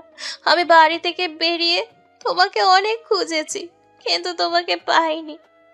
তারপর প্রায় 1 বছরের মতো তোমাকে খুঁজে বেড়াচ্ছি, কিন্তু কোথাও পাইনি। আমার বিশ্বাস ছিল একদিন না একদিন তোমাকে আমি খুঁজে পাবো। আল্লাহর কাছে অনেক বলেছি তোমাকে আমার কাছে ফিরিয়ে দিতে। আল্লাহ আজ 4 বছর আমার ডাকে সাড়া দিয়েছে। আমি তোমাকে আর হারাতে চাই না। আমাকে মাফ করে দাও রাসেল। আমি অনেক বড় ভুল করে ফেলেছি। তুমি আমাকে যে শাস্তি দিবে আমি মাথা পেতে নিব। তবুও তুমি আমাকে ছেড়ে যেও না। আবার জোরে ধরে কান্না করে দিল। আমি মনে করছি সবাই আমাকে অবিশ্বাস করলেও তুমি আমাকে বিশ্বাস করবে, কিন্তু আমার ধারণা ভুল ছিল। তুমি সবার সামনে আমাকে থাপ্পড় দিলে। আবার কি বলছো? আমার থেকে রাস্তার ছেলে অনেক ভালো ছিল। আমার মতো জানোয়ারকে ভালো না বাসে। রাস্তার কুকুরকে পুষলে অনেক ভালো হতো, সে সবসময় তোমার পাশে থাকতো। তাহলে এখন কেন এই জানোয়ারের কাছে আসলেন? আমি মনে করছি একটা মেয়ে তার ইজ্জত নিয়ে কখনো মিথ্যে বলতে পারে না, তাই কথা বিশ্বাস করে তোমাকে এতগুলো কথা বলছি। আমি জানতাম না এসব নদী সাজানো নাটক ছিল। পরে যখন ভিডিও দেখি, তারপর নদীর কাছে যাই, তখন আর বলতে না দিয়ে আমি বললাম, ব্যাস আর বলতে হবে না, তার কথা বাদই দিলাম। কিন্তু তুমি তো আমাকে ভালোবাসতে, সেই তুমি আমার সাথে কি করলে? আরে তোমার মনে কোনো ভালোবাসা ছিল না? তুমি যদি সত্যি আমাকে ভালোবাসতে, তাহলে আরেকটা মেয়ের কথায় আমাকে তুমি অবিশ্বাস করতে না। আরে তুমি কি করে ভাবলে তোমাকে ভালোবেসে আমি অন্য একটা মেয়ের সাথে এরকম করব? তুমি তো আমার সাথে অনেক কিছুই করতে চাইছো, কিন্তু আমি তোমাকে কি বললাম, যা হবে বিয়ের পরে। আর সেই তুমি কিভাবে বিশ্বাস করলে একটা মেয়ের কথা? ওকে, ভালো থাকো। আর তুমি বলছো তোমার সামনে গেলে তোমার মরা মুখ দেখবো, আমি তোমার সামনে যাই নাই, তুমি নিজেই ইচ্ছে করে এলে। রাশিকার কোনো কথা বলতে না দিয়ে চলে আসলাম। হোটেলে এসে ম্যানেজারকে ফোন দিয়ে বললাম আমি 1 মাস অফিসে আসতে পারবো না, কারণ আমি রাইসের অফিসের ম্যানেজারকে কঠিন শাস্তি দিতে হবে। আমি আবার রাইসের অফিস তাদের ফিরিয়ে দেবো। আবার ম্যানেজার আঙ্কেল অনেক ভালো, নিজের অফিস মনে করে কাজ করবে। ওকে, তাই হোক। আমি ফ্রেশ হয়ে দুপুরে খাবার খেয়ে এসে রুমে শুয়ে এলাম। এবার চলুন 4 বছর আগে একটা সত্য ঘটনা বলি। একদিন আমি বাইরে থেকে বাসায় এসে রুমের দিকে যেতেই হঠাৎ আম্মুর রুম থেকে কিছু কথা আমার কানে আসে। তাই আমি শোনার জন্য রুমের কাছে গেলাম। তখন আমি যেটা শুনলাম আমি তো নিজের কানকেও বিশ্বাস করতে পারিনি। তবে চলুন রুমে কি কথা হলো। আম্মু, রাসেলকে কিভাবে মেয়েটার থেকে সরানো যায়? কিছুতে একটা বুদ্ধি বাহির করো, আমার মাথায় কিছু আসে না। আম্মু, আমার মাথায় একটা বুদ্ধি এলো। কি বুদ্ধি, তাড়াতাড়ি বলো। রাসেলকে সাহায্য করতে পারবে নদী। তুমি নদীকে আমার বিয়েতে দাওয়াত দিয়ে নিয়ে আসো, তারপর কি করা লাগে আমি করব। তুই ঠিক বলছিস। আমার কত ইচ্ছে ছিল নদীকে আমার ঘরের বউ করে আনবো, কিন্তু রাসেল তোর আঙ্কেলের মেয়ের প্রেমে হাবুডুবু খাচ্ছে। আমি বেঁচে থাকতে কোনোদিনও হতে দিব না। ওকে, তাহলে এই কথাই রইলো। আমি এখন যাই, রাসেল কিছুক্ষণের মধ্যে চলে আসবে। ঠিক আছে তাহলে। আমি আর দাঁড়িয়ে না থেকে আমার রুমে চলে এলাম। আমি আম্মুকে এত ভালোবাসতাম, আর সেই আম্মুই আমাকে রায়সার কাছ থেকে সরানোর জন্য কী করতে লাগলো। ভাইকে আমি বিশ্বাস করে মাফ করে দিছি, কিন্তু আমি আসার টাইমে বলেছিলাম তাদের সাথে ফোনে কথা হবে, কিন্তু আমি জানি বাসা থেকে বেরিয়ে এসে কারোর সাথে যোগাযোগ করব না। তো যাই হোক, তারপর কী হলো আপনারা জানেন। বর্তমান পিছনের কথা বলতে বলতে ঘুমিয়ে গেলাম। বিকেলে ঘুম থেকে উঠে ফ্রেশ হয়ে একটু বাইরে গেলাম, একটা পার্কে গিয়ে বসলাম। হঠাৎ ছোট্ট একটা মেয়ের দিকে চোখ গেল, দেখতে অনেক সুন্দর, বেলুন নিয়ে খেলা করছে। আমি তার কাছে গেলাম, তো আমি বললাম তোমার নাম কি মামুনি? আমার নাম মিম। তুমি কার সাথে এখানে এলে? আমার আব্বু আম্মুর সাথে। তোমার আব্বু আম্মু কোথায়? আমার তন্দুর চকলেট আনতে গেতে। মামনি, এই নাও তোমার চকলেট। পেছন থেকে একটা লোক বললো।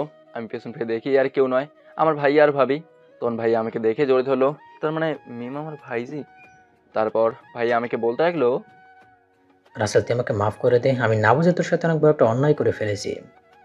আপনি কে? আপনাকে তো চিনতে পারলাম না। তুমি বলছিস তুই আমাকে চিনতে পারছিস না? আমি তোর বড় ভাই, তোর ভাবি। তোর জন্য আম্মু প্রতিদিন রাতে কান্না করে। আম্মু তার ভুল বুঝতে পেরেছে। প্লিজ ভাই, আমার তুই বাড়িতে চল। আব্বু যখন সত্যিটা জানতে পারে তখন তিনি অনেকটাই অসুস্থ হয়ে পড়ে। তোর জন্য এখনো সবাই অপেক্ষা করে আছে। প্লিজ তুই আমাকে ক্ষমা করে দে। না, আমি আর ওই বাড়িতে যাব না। যে বাড়ি থেকে আমি জানোয়ার উপাধি নিয়ে বের হয়ে গেলাম, ওই বাড়িতে আমি কোনোদিনও যাব না। ভালো থাকুন। আর কথা না বাড়িয়ে হোটেলে ফিরে এলাম। তারপর কিছুক্ষণ মোবাইল টিপে ম্যানেজারের সাথে কথা বলে রাতের খাবার খেয়ে এসে ঘুমিয়ে গেলাম। সকালে হঠাৎ দরজার ঠক ঠক আওয়াজে ঘুম ভেঙে গেল। শোয়া থেকে উঠে দরজা খুলে দিয়ে দেখি তাদের দেখলাম।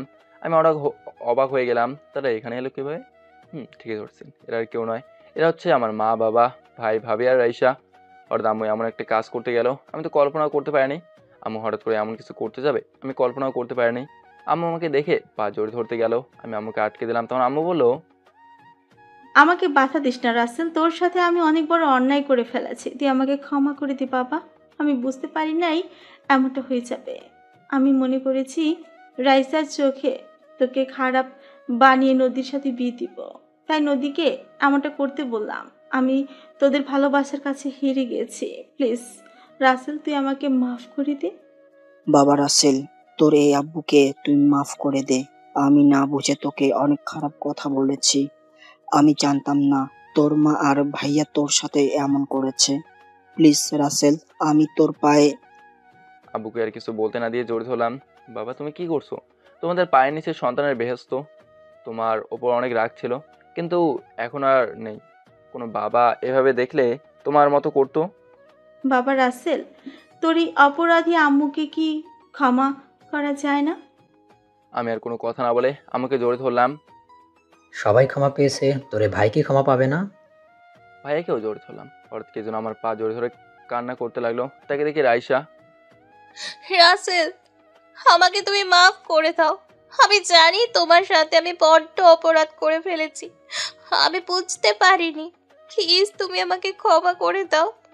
তুমি ক্ষমা না করা পর্যন্ত আমি তোমার পা ছাড়বো না। বাবা রাসেল, রাইসা মামুনিকে তুই মাফ করে দে। মেয়েটা তোর জন্য প্রতিটা রাত কাঁদে, খাওয়া দাওয়া ঠিকমতো করে না। বাবা মা মারা যাওয়ার পর মেয়েটা এখন একা হয়ে গেছে। কি আঙ্কেল মারা গেছে? কবে মারা গেছে? কি হয়েছে ওনার? তুই বাড়ি থেকে বের হয়ে যাওয়ার পর রাইসা তোর চিন্তায় অস্থির হয়ে থাকে। অফিসে ঠিকভাবে মনোযোগ দিতে পারে না। এই ফাঁকে তোদের ম্যানেজার রাইসার কাছ থেকে তাদের সব কিছু সই করে নিয়ে যায়। তারপর তোর আঙ্কেল এসব শুনে স্ট্রোক করে হাসপাতালে নিতে নিতে রাস্তায় মারা যায়। তারপর থেকে মেয়েটা একা হয়ে যায়। তারপর থেকে মেয়েটাকে আমাদের সাথে রেখে দিই। তার একা বাসা থাকতে ভালো লাগে না, তাই একটা অফিসের চাকরি নেয়। তুই তাকে মাফ করে দিয়ে আপন করে নে। তুই ছাড়া মেয়েটার আর কেউ নেই। আমি রাইসাকে নিচ থেকে উঠিয়ে চোখের পানি মুছে দিয়ে বললাম, এ পাগলি কে বলেছে তোমার কেউ নেই? আজ থেকে আমি তোমার পাশে আছি। তোমাকে কখনো কষ্ট পেতে দেবো না। সারা জীবন এই রাসেলের বুকে জড়িয়ে রাখবো। কি পারবে না তোমার ভালোবাসার মানুষটাকে আগলে রাখতে? কথা শেষ হতে রাইসা আমাকে জড়িয়ে ধরে বলল, পারবো। আমি তোমাকে আর অবিশ্বাস করব না। তুমি যেভাবে বলবে আমি সেভাবে চলবো। তোমাকে আমি আর হারিয়ে যেতে দেব না। সারা জীবন তোমার বুকে মাথা রেখে জীবন পার করব। এখন কি তোমার ভাবি আর ভাইজিকে দেখবে না? আমি আর কোনো কথা না বলে মেমকে কোলে নিয়ে কপালে চুমু দিতে লাগলাম। তারপর ভাবিকে বললাম, নাও গো ভাবি, আমি কি তোমাকে ভুলতে পারি? তুমি আমার অনেক আদরের একটা ভাবি, তোমাকে ভুলি কি করে? তা কেমন আছো? অনেক ভালো আছি। চলো সবাই বাসায় যাই। চলো। তারপর সবাই আমরা বাসায় চলে আসলাম। প্রায় 5 ঘন্টা পর লক্ষ্মীপুর আসলাম। বাসায় এসে আমি আমার রুমে চলে গেলাম। রুমটা আগের মতোই আছে, দেখে মনে হয় এখানে কেউ থাকে। তখন আমি আম্মুকে ডাক দিলাম। আম্মু আমার রুমে এসে বলল, কি হয়েছে বাবা, ডাকলি কেন? আমার রুমে কে থাকে? তুই বাড়ি থেকে বের হয়ে যাওয়ার পর রাইসা এসে তোর রুমে থাকে। তোর ছবি বুকে জড়িয়ে নিয়ে সারা রাত পার করে। ও ঠিক আছে, রাইসাকে একটু আমার রুমে পাঠাও। ঠিক আছে, আমি পাঠিয়ে দিচ্ছি। বলে আম্মু চলে গেল। আমি আর দাঁড়িয়ে না থেকে ওয়াশরুমে চলে গেলাম। ফ্রেশ হয়ে বাইরে এসে দেখি রাইসা আমার রুমে বসে আছে। পিছন থেকে জোরে ধরে বললাম, আমার পাগলিকে ছেড়ে থাকতে আমার অনেক কষ্ট হয়েছে, এখন সব কষ্ট ওসুল করে নেব। তা কিভাবে? দাঁড়াও দেখাচ্ছি বলে চারটো এক করে দিলাম। রাইসা আমার সাথে তাল মিলিয়ে চলতে লাগলো। মনে হয় 4 বছরের খাওয়া দাওয়া করে নাই। প্রায় 10 মিনিট পর ছেড়ে দিলাম। দুজনে হাঁপাতে লাগলাম। তখন বললাম, এভাবে কেউ কিস করে? 4 বছর তোমাকে কাছে পাই না, তাই এখন ওসল করে নিলাম। তারপর রাইসাকে ছাড়িয়ে ধরে বললাম, আচ্ছা নদী এখন কোথায়? তুমি মেয়েটাকে ক্ষমা করে দাও। মেয়েটা নিজের ইচ্ছে এসব করে নাই। আল্লাহ তোমাদের দোয়া কবুল করেছে। নদী বেশি দিন বাঁচবে না, তার ব্লাড ক্যান্সার। সে আর কিছুদিনের অতিথি। প্লিজ তুমি তাকে মাফ করে দাও। ঠিক আছে, মাফ করে দিলাম। তারপর আরও কিছুক্ষণ কথা বলে রাইসা চলে গেল। আমি আর বসে না থেকে রাফিকে ফোন দিলাম। হ্যালো, কে বলছেন? ওই হালা তোর দুলা ভাই। ভাই আমার তো বোন নেই, তাহলে আপনি কেমনে আমার দুলাভাই হলেন? আরে হারামি, আমি রাসেল। কেমন আছিস? মামা তুই এতদিন কোথায় ছিলি? তোর কোনো খবর নেই। তোকে অনেক খুঁজেছি কিন্তু কোথাও পাইনি। তাহলে শোন, তারপর বাড়ি থেকে শুরু করে এখন পর্যন্ত কি হলো সব কিছু বললাম। যাক, তাহলে তো অনেক ভালো। কিন্তু রাইসা মেয়েটাকে আর কষ্ট দিস না। মেয়েটা তুই চলে যাওয়ার পর অনেক ভেঙে পড়েছে। তারপর আরও কিছুক্ষণ কথা বলে দুপুরে খাবার খেয়ে এসে ঘুমিয়ে গেলাম। দেখতে দেখতে আজ আমার বিয়েটা আমার বাড়িতেই হবে। আমার অফিসের সব স্টাফকে দাওয়াত দেওয়া হলো। সুন্দরভাবে বিয়েটাও হয়ে গেল। এবার চলুন বিয়ের আগে কয়দিন কি করছি। আমি রাইসের অফিসে গেলাম। তারপর অফিসের ম্যানেজারের সাথে কথা বলতে, সাথে গোপন ক্যামেরা নিয়ে গেলাম। তারপর তাকে জিজ্ঞেস করলাম কেন সে মালিকের সাথে প্রতারণা করছে। সে আমাকে বলছে, সে কৈফিয়ত কি তোকে দিতে হবে? তোকে বিশ্বাস করে সব দায়িত্ব দিছে, কিন্তু তুই মালিকের সাথে প্রতারণা করলি। করেছি, বেশ করেছি। তা তুই এখানে কি করবি? আমি কিছু করব না, যা করবে তোর পুলিশ বাবারা। কি প্রমাণ আছে তোর কাছে? দেখবি তাহলে দেখ। দেখলি এবার থানায় গিয়ে পুলিশের লাঠিচার্জ খাবি। তারপর ম্যানেজারকে পুলিশের কাছে ধরে দিলাম। আদালত তাকে যাবজ্জীবন কারাদণ্ড দিয়েছে। তো যাই হোক, আমি এখন বাসঘরের সামনে দাঁড়িয়ে আছি। সবাই আমাকে জোর করে ঢুকিয়ে দিল বাসর ঘরে। বাসর ঘরে ঢুকে দেখি রাইসা খাটের ওপর কোমটা দিয়ে বসে আছে। আমাকে দেখে খাট থেকে নেমে সালাম করতে থাকে। তাকে বুকে জড়িয়ে নিলাম। তারপর দুজনে উজু করে এসে 2 রাকাত নফল নামাজ আদায় করে খাটে গিয়ে বসলাম। তোমাকে আজ অনেক সুন্দর লাগছে। আজকে তোমাকে অনেক ভালোবাসে দেবো। আমি তোমার ভালোবাসা নিতে পারবো না, তুমি আমাকে অনেক কষ্ট দিয়েছো। আজকে সব কষ্ট দূর করে দেবো বলে রাইসার দিকে যেতে লাগলাম। তুমি আমার কাছে আসবে না। কে শোনে কার কথা। আমি রাইসাকে খাটে ফেলে দিয়ে তারপর শরীরে কিস করতে লাগলাম। তারপর পেটের কামড় দিয়ে শরীরে কিস করতে লাগলাম। আস্তে আস্তে নিচের দিকে যেতে লাগলাম। তারপর কি আমি জানি না, অনেক দেখছেন। এবার আপনারা আসতে পারেন। সবাই আমাদের জন্য দোয়া করবেন, আমরা যেন সারা জীবনে একসাথে থাকতে পারি।